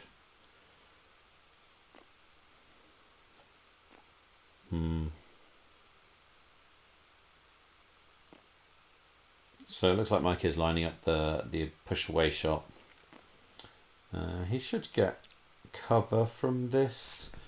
So he's got all sorts. So he's very unlikely to take. In fact, he can't take damage because Shuri can only do one. Yeah. So there's no point in rolling dice on the defensive part. Of just rolling dice to see if Shuri gets a skull, which she doesn't. So she just gets 1 power off that. But the push is what that action was all about. So is he pushing, or is he trying to get her into the truck to keep him within Valkyrie range, as you were stating? I think away. So he is pushing him away. Yeah, and the problem here is that Ulysses is going up 7 sticks with essentially all of his threat. He's playing like 6 threat up right now. Yep. He's playing a naked Thanos up, essentially, on his opponent with the current board state. Plus minus Corvus' healthy side, but... And the Wakandan leadership's been taken off the table as well, which is no small deal. Yep, exactly. So halfway through the game and Black Order take the lead. That's a good sign for the Black Order player. You know, it's interesting. Ulysses has pushed really hard into using all of his cards quickly for that attrition play. And it's really paid off. I mean, this is, what you kind of have to do with Black Order in this situation. Whereas it looks like Mike's still sitting on all 5 of his cards unplayed. Yeah, I think he put a little bit too much stock into Escort and Sacrifice, but then played a really split math game where it did not become relevant, which is a little bit unfortunate.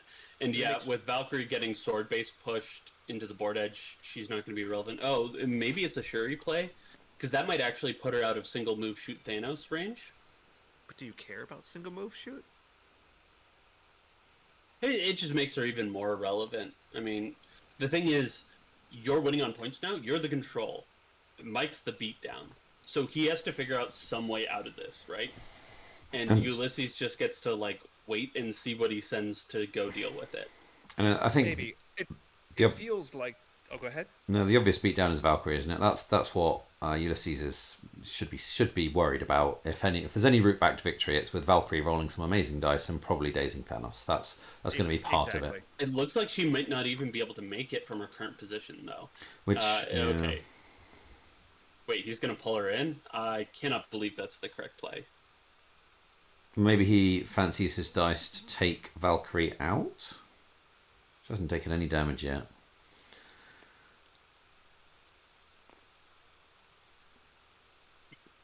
Okay, yeah, it looks like he's... Sword pushing Shuri away. Yeah. So I don't think she has any way to do any attacks on anyone this game now, because she has to double move to get within range 5 of anyone. Well, she still has Wakanda Forever. Yep. Didn't they? No, they did it last turn, didn't they? Or was that a single move shot? Single move shot is what happened last turn, yeah. Okay, so a double move Wakanda Forever is in the cards, but that's it. I mean, he does have priority, so he can still move Thanos up and then Mind Gem Valkyrie if he wanted to. Or maybe he's going to try to do something where he hits her with slow. So I think Thanos wants to wait right now, because moving up to Mind Gem Valkyrie is very dangerous, because he only gets 1 move action thanks to the ship core. Right. So I think pass is by far the best move, and it looks like he might have already done that, considering Mike's the one laying down tools. I think that seems likely. I think there's been a pass, which again, using that Thanos control when you're in control of the scenario, yeah, it's a good strong play. Yeah, but sometimes he wants to punch things. Sure, but sometimes he's just happy. Like, yes, now I can rest. Probably the first activation with Corvus is just going to be a double move onto the center again, because none of Mike's pieces are threatening that bottom objective. So why not have 2 bodies protecting the middle sword console? Well, Corvus doesn't help at all because he's injured, so he doesn't count. But having him there ready to flip it back, I'm fairly certain it requires healthy characters, correct? Nope. 1 or more enemy characters contesting the console. It says nothing about their injured state. So he would help protect it if by moving up there. Fascinating. I don't know if you need to protect it, though. I wonder if the better play is to move Corvus within range 3 of wherever you could go on the center console. and just have him ready for the next turn. Well, it's generally getting him and projecting threat is what I was going for. But Yeah. sitting him on there as well is maybe not a bad shout. Backstop him on Thanos. As long as that doesn't put him within the range of that charging Valkyrie, yes. I think if Valkyrie takes out Corvus, that's not what wins Mike the game. Good point. Because then Thanos. Honestly, I'm wondering if they've called it at this point, because nobody can actually get on Thanos, and if anybody tries to go in, Black Order has prio, and they can't stop him from scoring all the scenario elements. I mean, that's a really good point. I mean, that is the scary part about Black Order, right?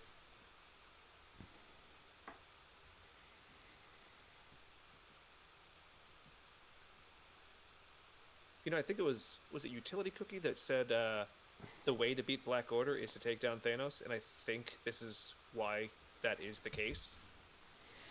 Because if you don't go after him early, you're running away all game. I think he mentioned it as a one of possible route to beating Black Order.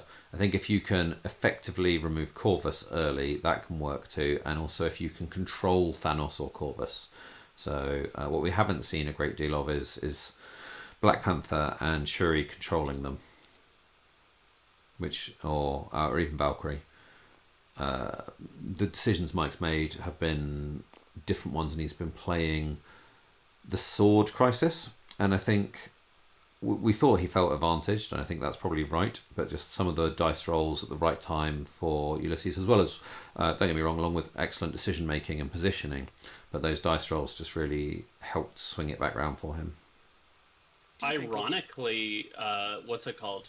Not field dressing Black Panther was a huge problem, because if he did, Okoye or Black Panther would have lived, Right. which would have been really annoying for the next round. Right.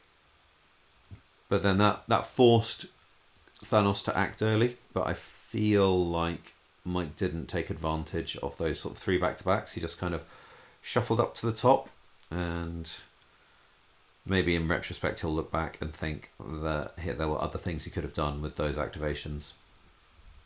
Yeah, I understand the desire to avoid the Thanos VP farm, but sometimes you've just gotta throw things into the meat grinder to stay relevant on scenario. I do wonder. So, again, we've talked about it, that being this spread out has kind of negated his protection cards they brought against Black Order for the matchup. Also, do you think it was wrong to take 5 models instead of maybe having Enchantress? I think he has Enchantress in his list, correct? In place of those 2/2s, or can't do it for the 2/2s, but for getting some sort of other piece out there that would have been more relevant, because I think it does feel like he's been running away all game. The trouble with Enchantress is it leaves him playing a point down. Yeah. Because he's only got, unless he goes unaffiliated, which is viable, but he's only got a core of 9 Wakandans. He hasn't got Killmonger in his list. I think Scarlet Witch was theoretically interesting here, because no more mutants can do a lot of really annoying stuff when you're playing a very finicky team like 2-man Black Order. Yep. That relies on tactics at very particular times. She also monopolizes the terrain throwing on this board, which means that you have a guaranteed 4 and 2 3s to use on your opponent. It clears up any LOS blocking shenanigans Thanos might do, and she's not the greatest into physical, but with that counting skulls like her own personal reality gem, she does pretty decent. Well, I mean, to your point, the big thing there, too, is Hex. She has Hex on her Hex Bolt. Corvus hates Hex. He really does. And if you put that, and let's say, I don't even know what else she's got, maybe Incinerate, I mean, that really changes the math on how he operates in the game. I think she does poison, too, which is also really annoying for Black Let's Order. just do all the good stuff. That's right. I mean, and I think, to the point, I mean, that would have been that more combative, in-your-face, take down one of the models. Because even the best case scenario would have been 3 models versus 5, and that still doesn't feel like you're really that scared. Well, with your concern there with taking Scarlet Witch is that Scarlet Witch becomes the target, and you have to act last with her in order to protect her round 1, and then she's still got decent odds of being dazed round 2 and maybe just not contributing very much to the match. So I can understand Maybe. why Mike shied away from it. I think Yeah, it's very risky to take that into time mine Thanos, because he will find her and he will conga line her across the board, but and he'll do his best to put her down. But he is sitting on all these defensive cards. So either you would activate Corvus first to try to take her down, or Thanos to control her and get her out of the range, and then you still have her activation afterward. I mean, don't get me wrong. Obviously, these guys know what they're doing. It just seems like this was a very difficult matchup. Once the first couple kills happened, right? Yeah, so I mean, we'll talk about this in the post with Mike, but I'm assuming he accepted Okoye was going to die sometime in round 2, maybe round 3. I think he expected Black Panther to live a little bit longer. Yeah, I like that position in Corvus. We kind of discussed it a bit, but I like the backstops on Thanos. That's what I was thinking as well. Well, I guess Mike sees there might be something to still go in the game, so maybe he's got a plan. Yeah, never give up. Single move into shoot Wakanda forever. He's got a shot, but he's That's short. Out. Yeah. I guess theoretically he can throw away Black Widow on the 50-50, but if he loses that, then that's 100% over. Because they'll be scoring 5. Yeah, going to 12 seems bad. Though, I mean, something also to keep in mind is, like, even if Mike had somehow won the sword base last round, and it was 9-4 right now, I still think he would have a pretty bad prognosis. Though maybe the sword push is enough to dip it in his favor, but I feel like from rounds 4, 5, and 6, Ulysses is essentially guaranteed to score sword. Yeah, here's the Wakanda forever. So she's moved up. Haha, this is, yeah, that's what you expect with Shuri. When you can only do 1 damage, that's when you roll Blazing Suns. 7 hits. Yeah, absolutely. Yep, she got the skull.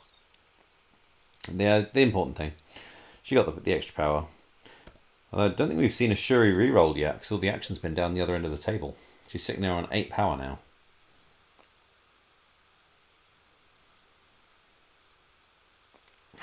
See, I'm just pushing Thanos away. That feels like you're pushing the VPs away. I'm not sure that Ulysses would be sad about that.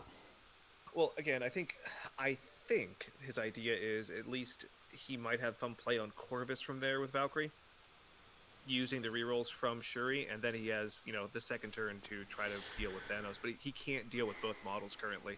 I think he's going to go for that 50-50, isn't he? That's what we're going to see from Black Widow. And if he gets that, he's thinking, okay, we're going to be level, even Stevens on 9, and then I've just got to win sword, kill Corvus, control Thanos, and to win it. So, yeah, maybe there is a route to victory which doesn't involve killing Thanos, and you just keep Thanos far away. The issue there is he's only got one move, hasn't he? Because of the prequel. Yeah, he's only got one move. Yeah, so Thanos can still get back on the middle point, but it's going to be rough. And then he's going to be trying to reel people in with his Cosmic Portal and his Mind Gem. So Shuri looks like she's in danger of that.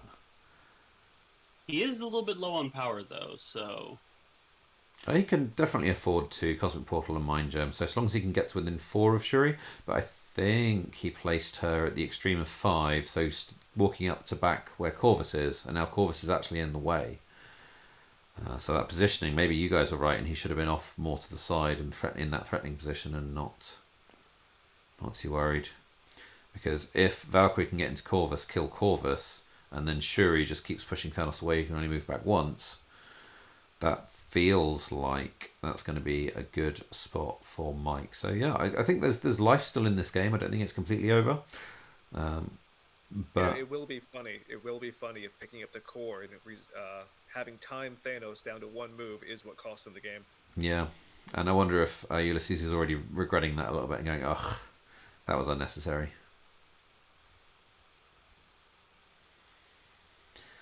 So he's looking at his 1 move. He's got his range 4 out there. He's kind of eyeing up that distance. What do you guys reckon? Is that in? Let's find out. It looks out. It looks...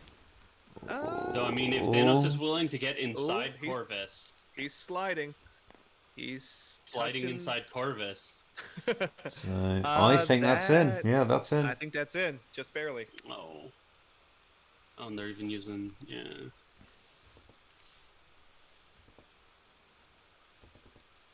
If that's the case, I would really love him to rotate this Corvus model so they were high-fiving.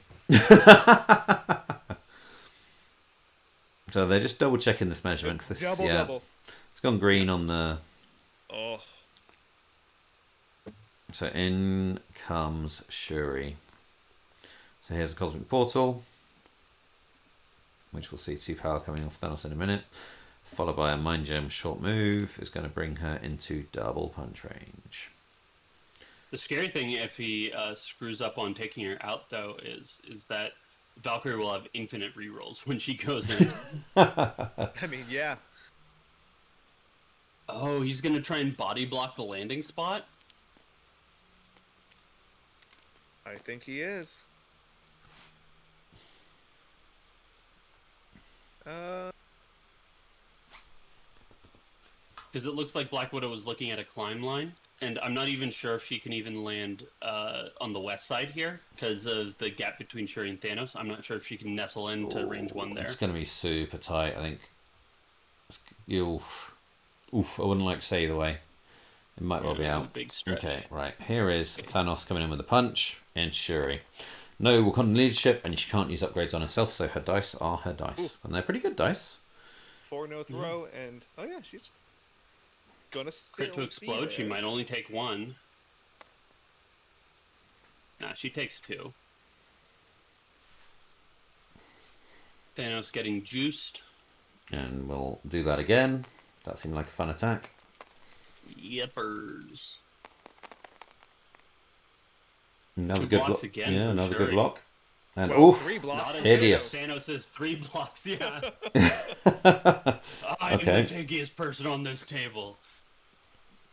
Shuri is the new Black Panther, clearly. So now the question is, do you bring Valkyrie or Widow in? Because then you have 2 models that Corvus will get with priority to get his death blow off of, and Death's Decree is online once this next round comes around. Okay, you yeah, so it have looks to. like Black Widow can go around the east side of the truck and still make it.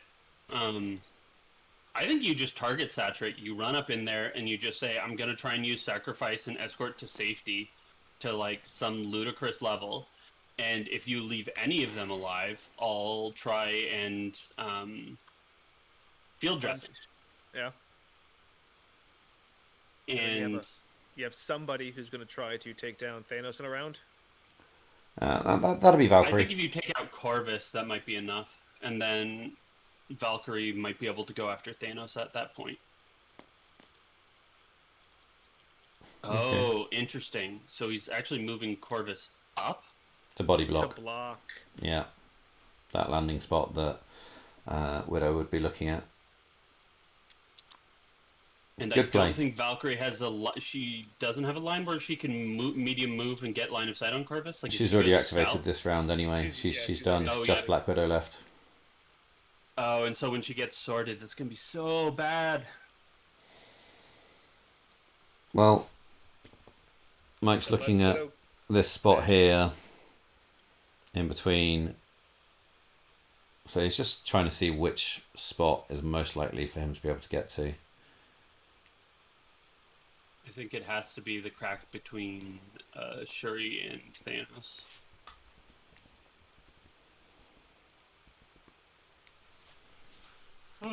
That's what he's going for. Okay, here it comes. I mean, she's got the move to get there for sure. It's just a question of does she Well, she fit. can just walk right through. Oh, look at that. Yeah. She's good. Neither one is Medusa nor Angela, Yeah. but it looks like he's just. What, gonna sit you haven't seen Thanos' long, glorious hair? Okay, 50-50.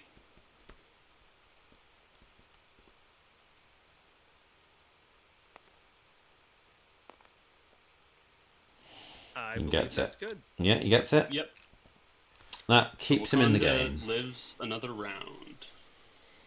Oh, ye of little faith, who were thinking he should be throwing the game. So who are you pushing here? Because Corvus has a range 3 medium move after this anyway. Are you going to get him out of a target range? Not with a short I say push. just force him to use the death blow.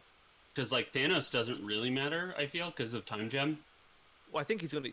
Well, he's only got Well, one since move he on only has Thanos. one move, yeah, maybe just to fuck with the action economy, it's best. But I kind of like Corvus just to force him to start with the Glaive's Edge instead of starting with the Strike, which he potentially could do, to try and one-shot Shuri with a low-volume attack.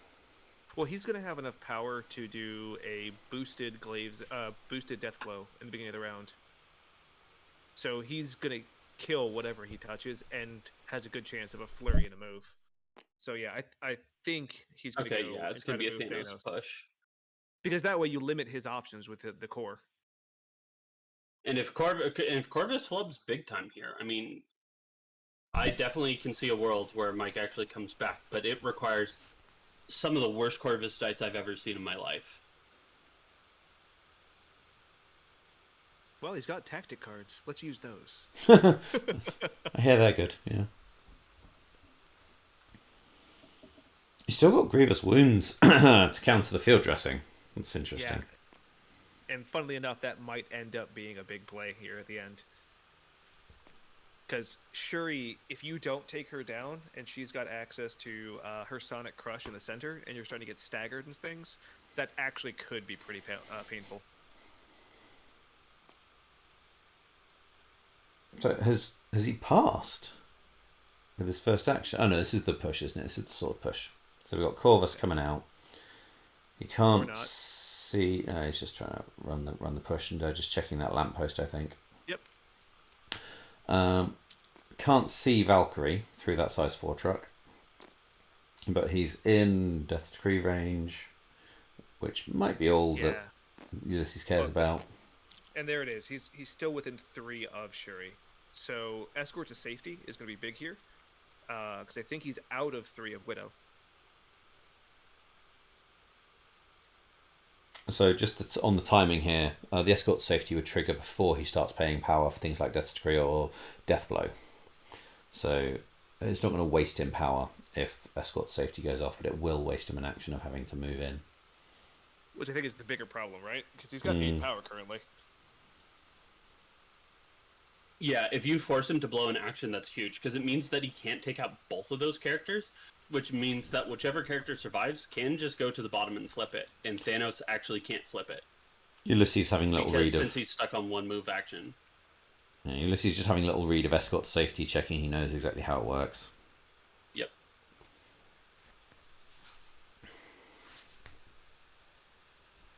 So is there a world where you use Thanos first here? Again, I mean, I agree. Normally, you would keep him, but... No, I think it has to be the Corvus play here, because otherwise Valkyrie will just eat him alive, and I think you're in deep shit if that happens. So Corvus has paid power, which presumably means they've gone past the point of declaring the escort to safety. Because the power's gone off Corvus, or maybe just Ulysses is being a little bit trigger happy on his power. Yeah, it looks like Mike's looking at the escorts, so I think escorts coming through. They're so I expect a refund momentarily. Widow doesn't have 3 power. Oh, yeah, that will be a huge fucking problem. Okay, yeah. Well. So, we're getting a Death's Decree for, what's that? It's an 11 dice Death Blow coming in onto Shuri.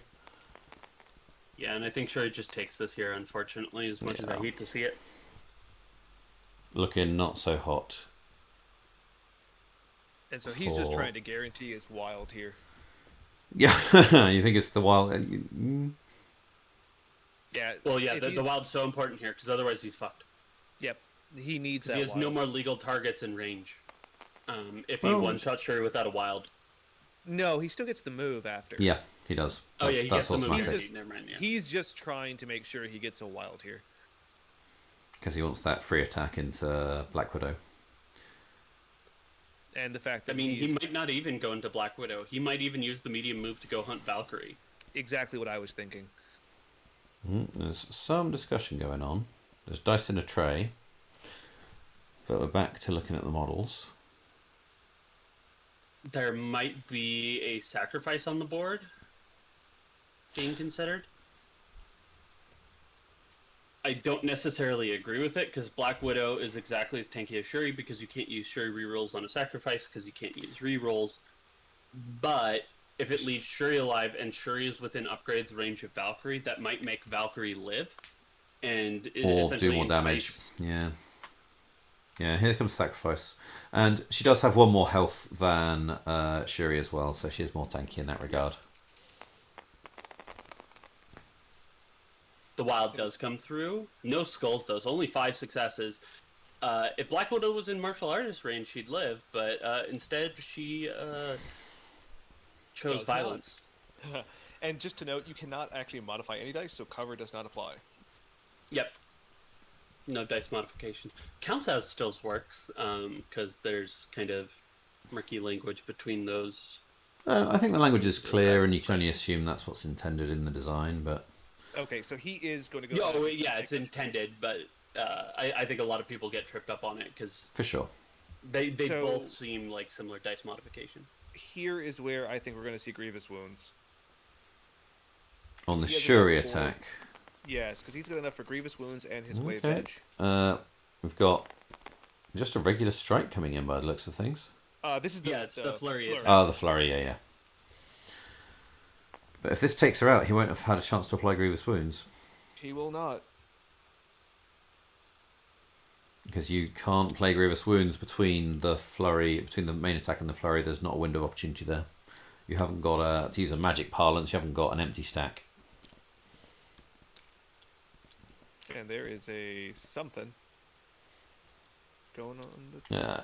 Yeah, just Yep. trying to put a Black Order marker on that center one. So there it is. Are you sure about that, Jacob? Because it's a reactive tactic, and the window is when you target an enemy character with an attack. oh, is it reactive, So not active? when you do Oh the no, flurry. you're Yeah. quite right. Yeah, Yeah. so you could have triggered it then.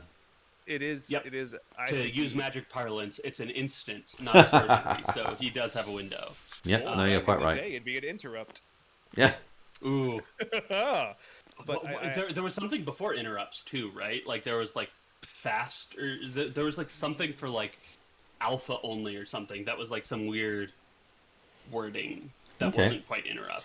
So that I But don't that know. is not relevant. Okay, Now Corvus is going to do a little dance. I'm going to try and body block a landing zone for Valkyrie there. I'm really surprised he didn't Grievous wounds there.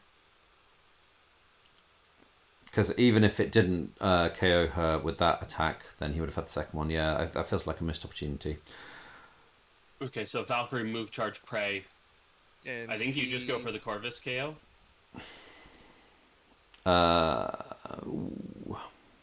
what do we got? We've got 2... all the power in the world just got spent. So charge for a Warrior of Legend Dragon Fang. Yep. The dream. Yep. And You she's better gonna... watch out, Corvus. Yeah, because she's gonna Valkyrie's gonna roll. run Hulkamania all over you. Slightly tricky angling in here, but yeah, she's got a landing zone. She's going to be fine. Right on the centre there. Okay, I think now we see if it is a Jacob Valkyrie or one of my Valkyries. Yeah. Every attack. Let's see how it goes. So 7 dice with crazy wilds and crits. That's above average, yeah. Wilds. We got the crit though, so you're going to Yeah. change at least one, so that's what, So 6 6. hits. And we've got 2 blocks currently, plus the damage 3 reduction. damage. Yeah, 3 through. This was on Thanos. No wilds though on that Dragon Fang, which is always sad. No flurry.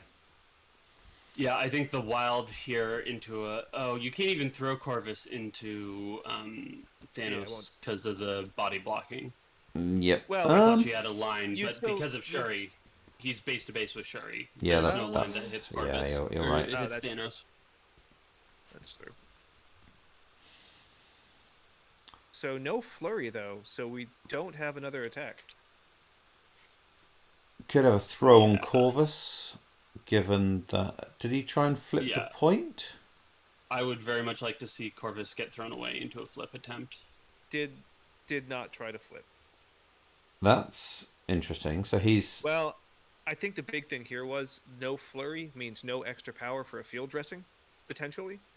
And While that's true, I think once you've failed the flurry, you still spend the power to try and flip the point I because mean, maybe it's he's thinking Thanos is going to portal her off and get the opportunity anyway. Everyone Yeah. there is not bad. um, yeah, that is trivial if Thanos wants to do that. But I still think you make him do that. You make him spend the power. Maybe he's trying to keep power on Valkyrie. They also might just be calling it right now again because Black Order's going to score 5 minimum this round and probably daze Valkyrie while they're at it. Yep. So here's the tricky thing. There actually is a window for Mike here because he's going to get priority next round. Yeah, That's true. he can And take in down that case, Thanos. you actually have 2 Sonic Crushes with Shuri if you wanted to. So yeah, I expect Thanos to essentially displace Valkyrie as much as humanly possible to stack it with sword base. Shuri goes first, and Sonic crushes both Corvus and Thanos. And then you try and send in Valkyrie to clean up. Wouldn't you So- punch here first? I don't think you want to give Valkyrie power. But by not attacking, you're going to take a damage on Thanos, which makes it easier for Yeah. Valkyrie to daze him next round. That's fair. So, and you're going to have to use an action on Shake.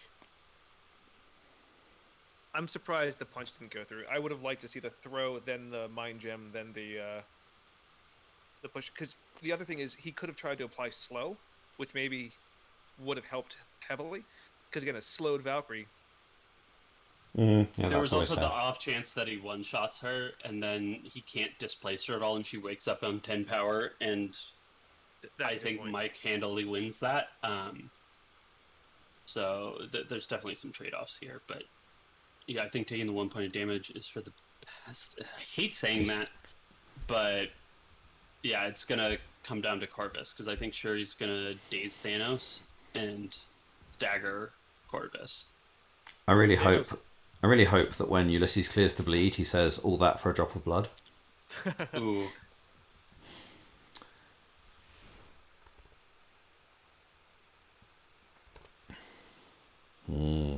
Okay. So still very much advantage Black Order here. They're going to be scoring 5. So since Thanos is still holding the point, I actually think you just move medium south to avoid the Sonic Crush on and get out of Thanos. dodge. Also, if he's going to score 5 here, he's going to go to 14, and then all you need to do is score. He just needs to score the 2 for Thanos having the core. And he's going to go behind the size 4 object. I like that.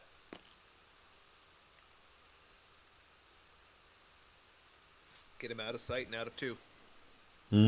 Yep, seems good. Thinking ahead to the next round. Just constant thinking what's going to be on the scoreboard, what do I need to do in order to win the game. And turns out all you need to do is run away at this point. If you can get Thanos away, then I think Ulysses is going to win. Black Order winning on points. No. Yeah, I know. But in round 6, so that's kind of, Yeah, I mean, at bare minimum, you have to say it did go the full distance. Yep.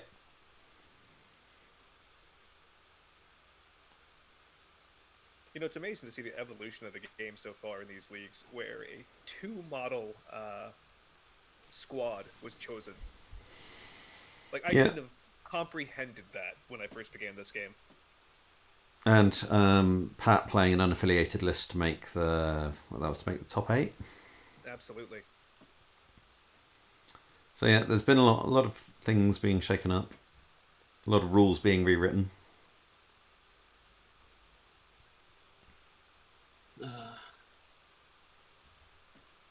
So actually, I think at the start of next round, Shuri has to move Sonic Crush Thanos. I don't think she can actually go after Corvus.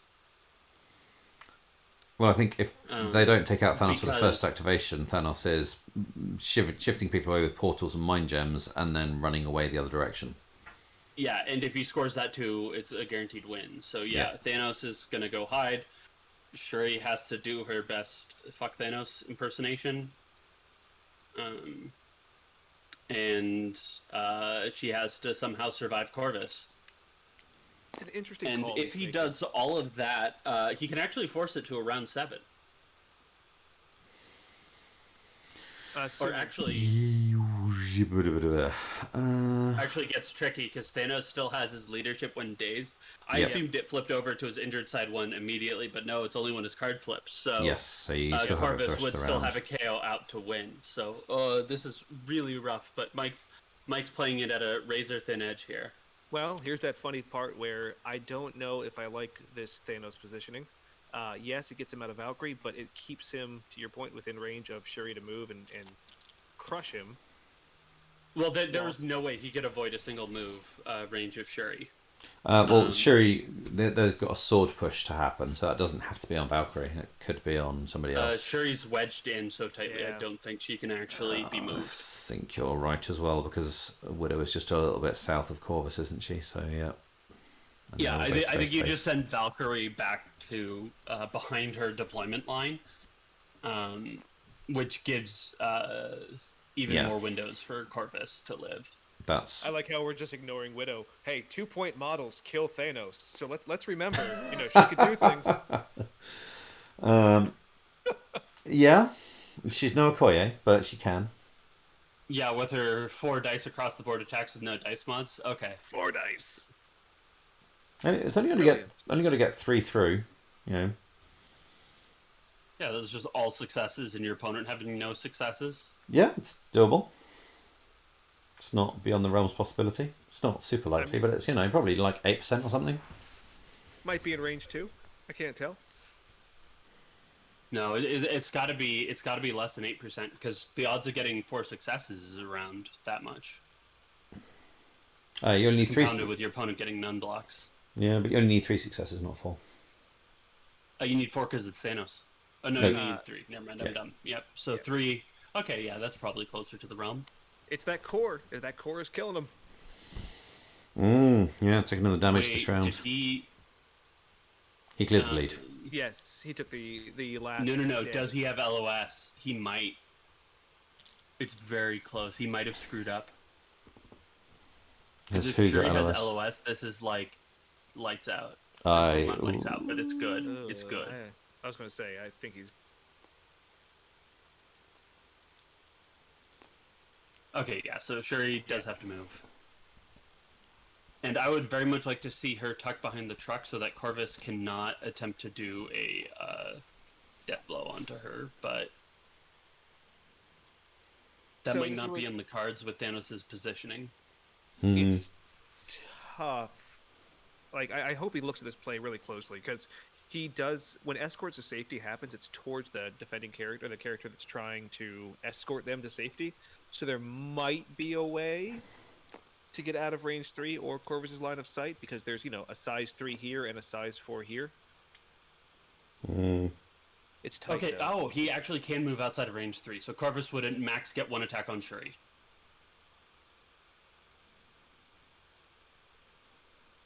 Do you prioritize Shuri, though, over, say, Black Widow, who hasn't acted? I think you go for Shuri for the point. But Black Widow gives you the point as well. It's just harder to kill her at range 2. I mean, Corvus could death blow, move out of 2, and death blow again. I mean, absolutely, but I think you need that first death blow to go into Shuri in that case. I guess that's maybe not bad. And then you can always flurry into Widow if you get the wild. No, it's out of 3. Right. She's out of 3. Okay. Here comes... Sonic Crush! Yep, 4 power coming off Shuri. Yep. My wife refers to this as the Thor killer. There were a whole lot of games where this killed Thor. My Thor killer is Winter Soldier, but that's a story for another day, as Shuri knocks it out of the park with a casual 5 successes. So Thanos has to roll real hot here, and I think even if that crit explodes into a success, he's still donezo. Yeah, so blocks 2, blocks another 1. Yeah, takes exactly 2. She just gets him. 2 blocks plus his armor plating, his damage reduction. Not quite enough. Shuri takes the shield. The Kree call. Yeah. I think she has to, or else Corvus just runs and grabs it. Yep. And then you've got just Black Widow to try and KO Corvus. And so Corvus gets at max 1 attack into Shuri. He can get 2, because he can technically He could do flurry. the death blow into Yeah. Widow. Oh get the yeah, medium death move. blow, flurry. Yep. But he's But- hoping for that wild. And there's no death decree on the table currently. And you might be able Yeah. to escort to safety Shuri outside of range 2, possibly. From the flurry. So I Only almost if wonder Widow- if he just tries to double Atom Splitter her. I don't think you can get Shuri out, because again, if Widow plays it and she survives, it has to be the escort to safety has to go towards Widow. depends on So where he- Corvus is positioned, yeah. So He Corvus- might be able to yank her 45 degrees out of LOS. That's fun. Yeah, that could happen. What? Yeah, I think It Corvus depends on will exactly where move, Corvus goes, but yeah, Yeah. if Corvus moves up, there's no way out of it with right, an escort. and it's a push. So if he body blocks her, she can't get out. Yeah. Because you can push through yourself, but you can't push through other people. Correct. I again have played a whole lot of A-Force and tried not to lose my She-Hulk. How's that been going for you? Honestly, the card that no one talks about is Recalibration Matrix, and that is the best She-Hulk saver I've found, because it stops the spike. Yeah. If you're using it defensively, isn't there a defense roll only one? That's cheaper? It costs 1 more power. Oh. What am I thinking of then? I think you're thinking of it. I think those cost 4 power, and you're like, why are these 4 power? You thinking Books of Truth, maybe? Kind of Recal Light? No. Books of Truth works on everything. I thought there was one that only works on defense rolls. Wasn't it like in the Luke Cage Iron Fist box or something? That's the Are you going Kunlun crazy? training. I think that was attacks. So I'd have to look again. The new one that came out, I thought it was in the Lizard Craven box for the defensive, or one of the new boxes coming out has a defensive reroll one. Now I gotta go grab all my cards.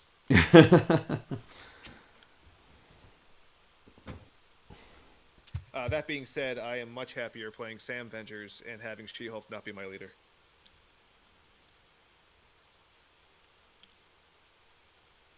Yeah. Especially in this current meta, it's like, Yep. yikes.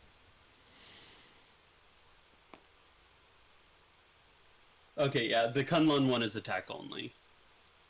Yeah, I think it was spoiled. There's a new one for the defensive. It might be in one of the upcoming boxes.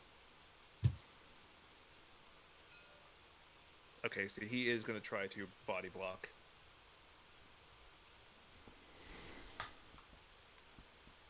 Well, I don't even think it's a body block. It's interesting that he's not going for the Glaive's Edge. I guess it's because there is the death blow. He To doesn't try want and to get risk the not move. getting a wild. Yeah. Well, even if he doesn't get the wild, then he only gets 1 attack, but he still gets the advance. But the upside of this is he gets the Glaive's Edge, the 1 death blow he knows he's getting. Exactly. Because he has to kill Shuri. Okay, 7 power coming Yeah, up if for he him for kills a Shuri, Glaive's Edge. he Yeah. wins on the spot. I Because mean, Black Widow. 15. Then Black Widow And has to then- kill Corvus. Is the out?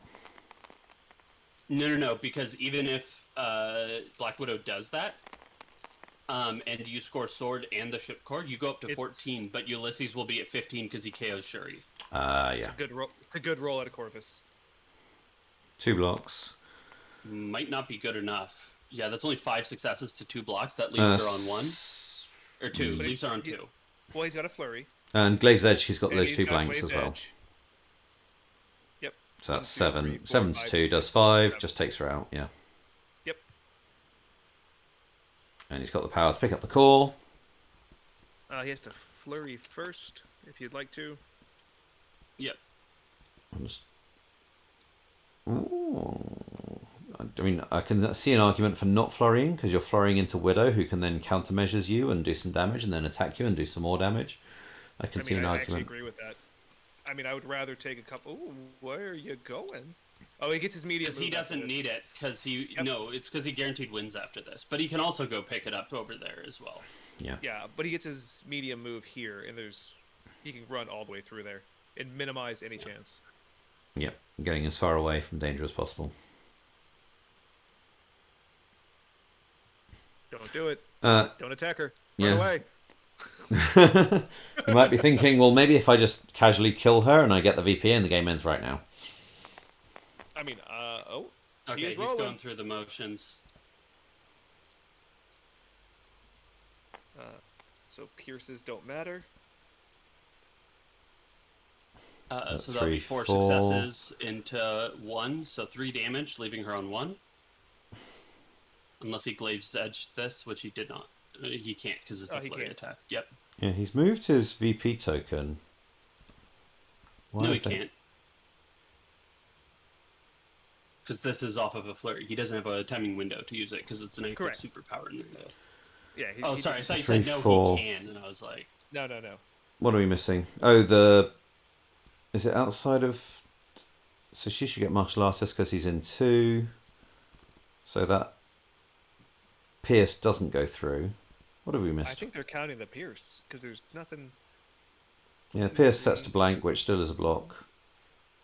So she should be alive on 1.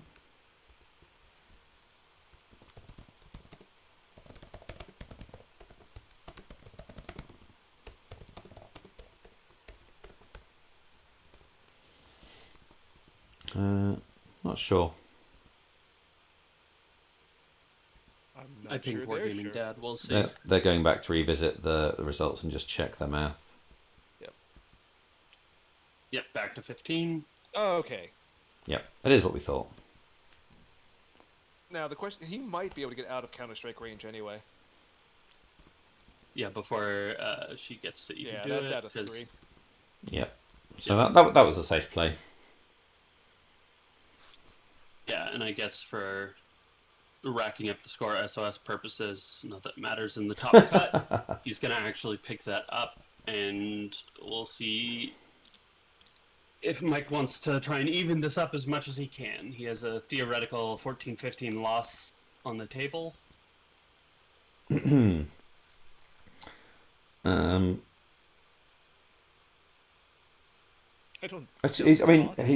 could go and just one-shot Corvus. 4 dice attacks. 4 dice. Yeah, you need how many crits versus damage reduction? Let's just say it would be even less likely than the Thanos one-shot we were discussing earlier. I think he needs 3 times the health. Well, he's playing for it. He's taking the sword console. 7 successes coming up. Oh, come on. Why are you lowballing it? Go for the full 8. Like, if you're going to swing for the fences.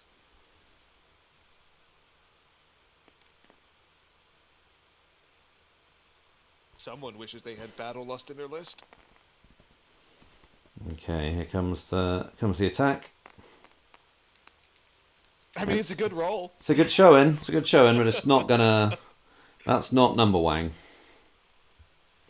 So Corvus is taking 1 guaranteed. He blocks 2. Yep, taking 1. He gets staggered, which will totally matter for round 7. And so I believe that'll be the game ending 17-12. We'll wait on a call from work and get Dad to hop in for the post, but.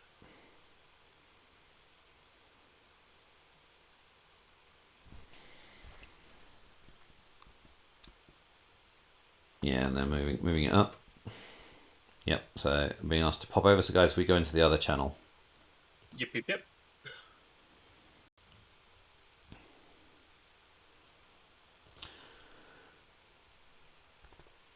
Guys, what a great game. Man, that had us thinking it was going one way. Well, I felt like I played horribly. It felt like it was going one way and then it was swinging another way, and then we're like, oh no, it's coming back another way, and there were some real pivot points in it. Yeah, you played out of your mind to almost claw it back there, Mike. Like, if the KO didn't come through, you could have forced it to a round 7 with sword base advantage. Yeah, exactly.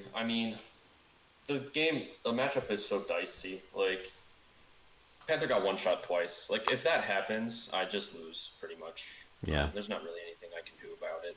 Maybe I could have not left him alone so much. Yeah, we did mention that maybe him being out on a flank by himself meant that your Black Order tech cards that you brought with you weren't able to be played because you didn't have the Yeah, support. that is true. But The one thing that did come up in our conversation was, you went with the traditional kind of concept of on sword base and made lots of models. Do you think that was the best option for you in the long run, or do you think having another power piece like Scarlet Witch or someone in place of that may have been a little better in hindsight, knowing you were going into two models? To be honest, I don't actually know. It's incredibly hard to get prep into Black Order because there's only like 5 people that play them competitively, um, and like half of them are European, so they're just not on my schedule. And Ulysses is my opponent, so I really have no play like test. Like I can't get any reps into this faction at all. Really? Yeah, it's super difficult. So my prep was pretty bad. Not much I could do about it. Yeah, I mean, Panther almost lived, right? Like, yeah, one more block or one less hit, and he was alive, and he kills Corvus. Pretty handy. Yeah, we legitimately thought he lived on one for like a couple of minutes until we realized the Glaive's Edge had been used. Yeah. but yeah, Ulysses, talk us through going only 2 wide. What was the thought process there? So basically, my roster really, I mean, there are a couple different options it has at 14, but a lot of them are sort of like janky and just you play them because you have nothing else to play. But all of his anti-fight tech cards makes a lot of those not great because they rely on you to be able to do damage and kill people. And with his tech cards, that makes it a lot harder. So I went to very valuing Thanos' control against his tech cards because gave me a little more options. Also, with advanced R&D and 9-point Thanos, it opens up a lot of top of round 2 mothership plays with Corvus. Because you can mothership into Glaive's Edge. And so it gives you the opportunity to, if they push Corvus out, for you to mothership back in, have Corvus have enough power to then be able to try and get going. So that's really the thought process behind it. Is I really value the control of Thanos because he can really set up the board, and then it gives me the option with all of the gems for the power to make a place with the Corvus. It's interesting because it looked like in this round and last round, your opponents have kind of thought, if I put Black Order at 14 and spread them out on sword, I get to move them a bunch. Do you think that the 2 model play is stronger than the 3 model play you had in the last game because of that time gem? So it really depends. So, for instance, when I played against on sword against X-Men, I wouldn't play this because they brought Mystique with Deception. And so what Deception allows them to do is Deception push my models out to Oblivion. Or Deception one model and push the other model. And so, because they had access to that, I didn't feel comfortable playing this. Because I needed a Koye to basically go up and take some of the disruption and be sort of a piece that they could kill, but it basically would help me against Deception. I mean, that makes sense. Stacked displacement's pretty good. Exactly. And so that's why I didn't go this last time I played. But I went it this time because there's just a bunch of pushes, and you can position and make pushes less effective. And I mean, the pushes still did things, but they didn't just push me off to Oblivion because I sort of controlled where the pushes can go using terrain, even though I messed up a little bit on that some places. Yeah, so that's sort of what my thought process was with doing this. Also, a Valkyrie has a size-limited throw. And so that makes her not as good into Thanos, because she can't get the guaranteed flip on Thanos. Right. We noticed when there's that big scrum in the center and Valkyrie had her Hail Mary turn, right before that you had a window to play Grievous Wounds into Shuri to ensure that she could be picked up by field dressing. To Mike's credit, we didn't even see that play when he came in, but if he had gotten that flurry off and gotten that 2 extra power potentially, he would have had Shuri woken back up in that point. Yeah, that is what I was gonna do. It was a good play. Yeah. I mean, it was a Hail Mary, but it almost paid off, you know. Yeah, but then he could have. I think also Widow was dazed there, Mm-hmm. and so he could have field dressed in Widow as well, or the Widow already activate. I think he could have field dressed in Dio. Everything was activated, and Widow and Shuri were dazed. Valkyrie's the only one left. Yeah, yeah. Maybe I missed. No, I'm sorry. No, Thanos was last activation. Yeah, I don't think Thanos had gone yet. Yeah, So, correct. So that's why I went into Thanos. Yeah, because if the field dressing, Thanos is still there, so he just gets the attack, Yeah. which saves him a point of damage, actually. So it was actually better for me. I basically needed to daze Thanos there on the charge. Because that needed to happen. He wasted an activation there because all he did was teleport Valkyrie away, basically shake and walk. So he still had an activation. So if he had field dressing there, I would have been happy because that would have given me the attack to take less damage from the Kree Core. That's so actually, speaking to that line real quick, was there any consideration to punching Valkyrie once just to not take the damage from the ship core? There was, but I probably should have done that. But I just didn't want to give her more power in case something weird happened. Yep. And then circling back to the ship core real quick, if I recall correctly, you didn't roll for it until round 3, correct? And like that ended up being like perfectly clutch. Like if you had not gone at it right then and there, Mike probably still would have won. Yeah, so that was a super clutch roll for me. One of my big mistakes was because of the confusion of dazing Panther here. I didn't roll for it with Corvus. So that was my complete mistake there. I should have rolled for it with Corvus. Because if Corvus has the Kree Core back here, the game's pretty... it's a lot easier. Because Thanos can then just play the control game, do what he does, and Corvus just sitting here, get me tons of EPs. So no, that was my mistake, and it came off of a little being flustered with the thinking that Panther lived. So that was a misplay on my end, no doubt. And then Mike, I got lucky with the roll. Mike, when you had 3 activations back to back to back, when you forced Thanos to activate early in round 3, I think it was.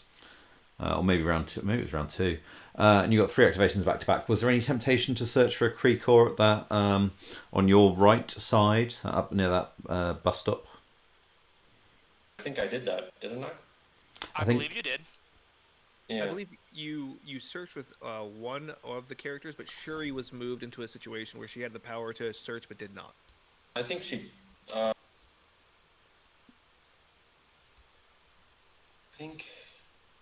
Wasn't Thanos was like I'm having trouble remembering the. So Okoye ran down the bottom. Yeah, Okoye ran down the bottom, and then Thanos chased her and took her out, and Panther got dazed down there. And then you had 3 activations all at the top, on that top. And I think you were putting Valkyrie and Shuri outside of one of the console. Conservative placement. You were worried about the threat projection of Black Order. Yeah, I remember now. I didn't want to take the core because I figured I'd need 2 moves on them.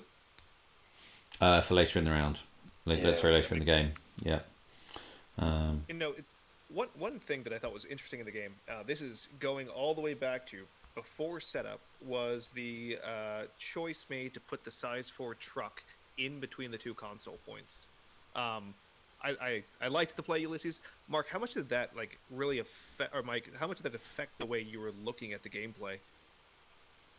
Well, so he put Thanos in the middle in deployment, and then he put Corvus like to Thanos' left, which is like favoring the truck side. And I was like, okay, well, Widow's in the center, so I can go out there, and it's probably just going to be mostly ignored, which is good for me because then I don't have to traverse this truck. So I like kind of moved Shuri and Valkyrie that way and left. I was willing to like just sacrifice Okoye. It's just something I wasn't. That's what happened, I guess. And I just didn't think Panther just can't get double one shot back to back, right? And that's what happened. I think my strategy was okay because if I run more models to the middle to try to save Okoye, Thanos goes and lines everybody up into a bowling alley and just punches me into oblivion, and his attrition goes way faster. So I can't really run anybody to save Okoye. And then I had no moves. I had no double moves to get within 3 of Panther. Nobody was in range. So I had to leave him and just hope that he didn't die. So maybe I should have walked Shuri more to the left or into the center. I just am afraid to stack any of my models because like the death blow like throw chain can get really bad. So yeah, maybe if I had Shuri within 3 of Panther, this would have been different. But I mean, I hate to go back to dice, but like the matchup is kind of just like that. Like if Panther lives there on 1, he literally just kills Corvus, and then like he got the core right when he needed it. Yeah, Okoye getting one shot by Thanos as well. That was pretty big. It is. Well, actually, 2-shot. She almost lived. If she lived, I think that would have also been another compounding problem for an extra round. Yeah, I mean, Okoye lived longer than she probably should have, but everything else kind of didn't. I guess I got 1 50-50, which was cool, but basically everything else just didn't go my way.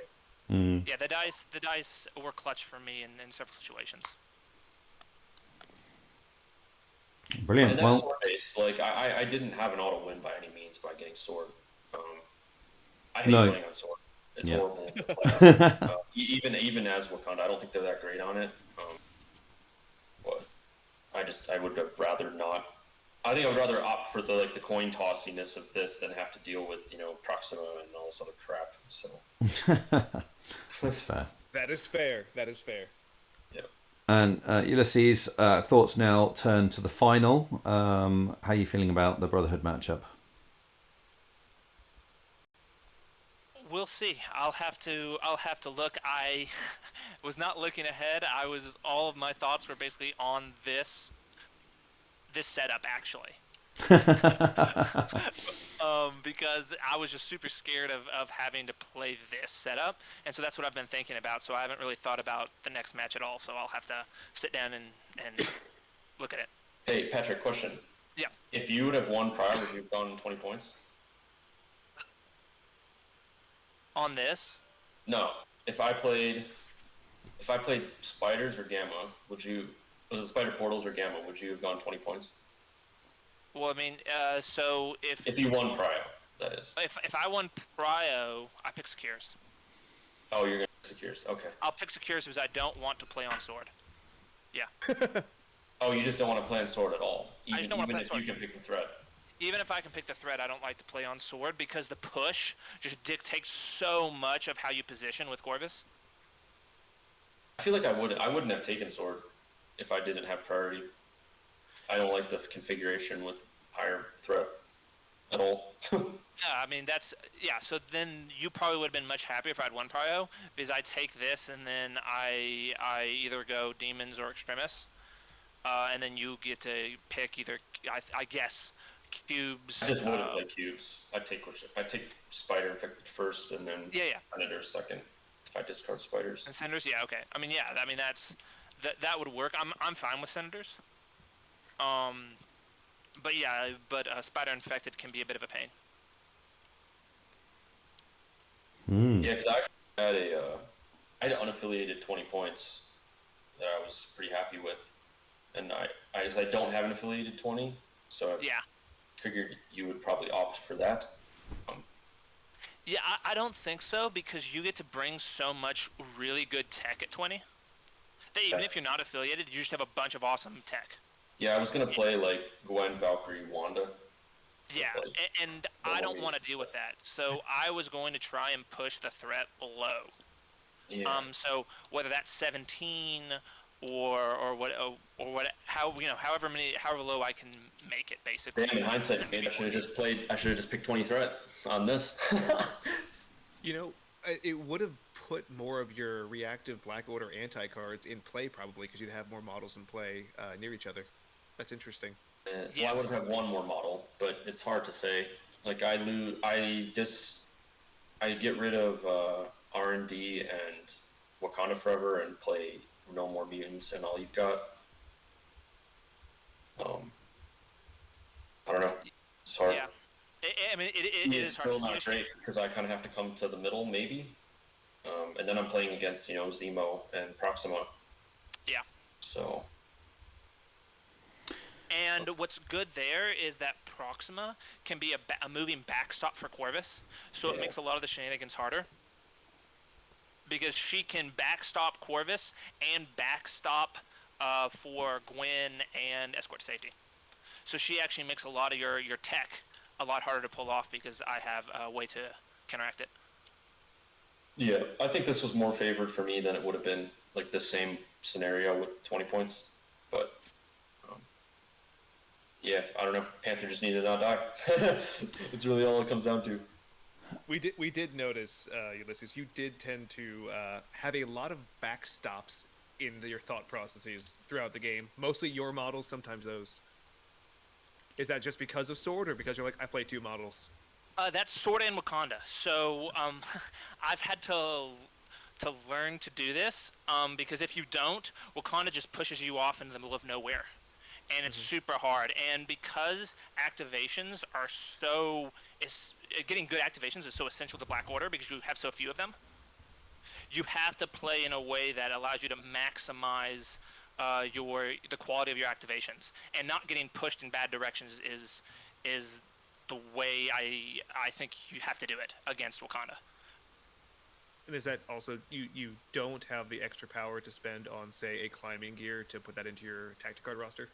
Yeah, so actually what happened was I did have climbing gear at one point, but what came in instead was no matter the cost. Because, and this actually came up, because I got the sword push on Corvus, and he was able to no matter the cost, because if you're base to base, the sword push can't take you out of death blow range. That makes sense. And so it happened this game where he got pushed out, but he was able to take 3 damage, spend a power to get a death blow, and then he had enough power later on to then all you've got and to play really aggro. But if you have climbing gear, you're spending so much power that you take away a lot of the ability of Corvus to do crazy things because you're spending so much power on just moving. If you're gonna kill things, kill things. Yeah. Right, guys. Ulysses, Well, what are you gonna do? What are your plans for Sam Spam? I don't have any yet. So I haven't actually played a lot of the matchup because it's not in the tournament. And so the few games I'm getting in, I'm trying to just play against what I'm going to be facing in this tournament. And so I will have to sit down and reevaluate all that when this is done. Well, guys, thank you for a very entertaining game. Congratulations, Ulysses. Commiserations, Mike. And we look forward to seeing you in the final, Ulysses. Yeah, Thank you very much. Thanks. I mean, Bring you it played. to America. I mean, you played well, and it came down to dice, and so. Yeah. And final shout out, thank you to our table judge, the Wargaming Dad, for keeping everyone on straight and narrow. Yes, thank you. We sort of needed it a little bit. Yeah, that was very well done, Darren. Thank you. It was a great game. Well played, guys. Awesome. Well, yeah, can't wait to see what happens in the final. Thank you. Good luck. Cheers, guys. Yep.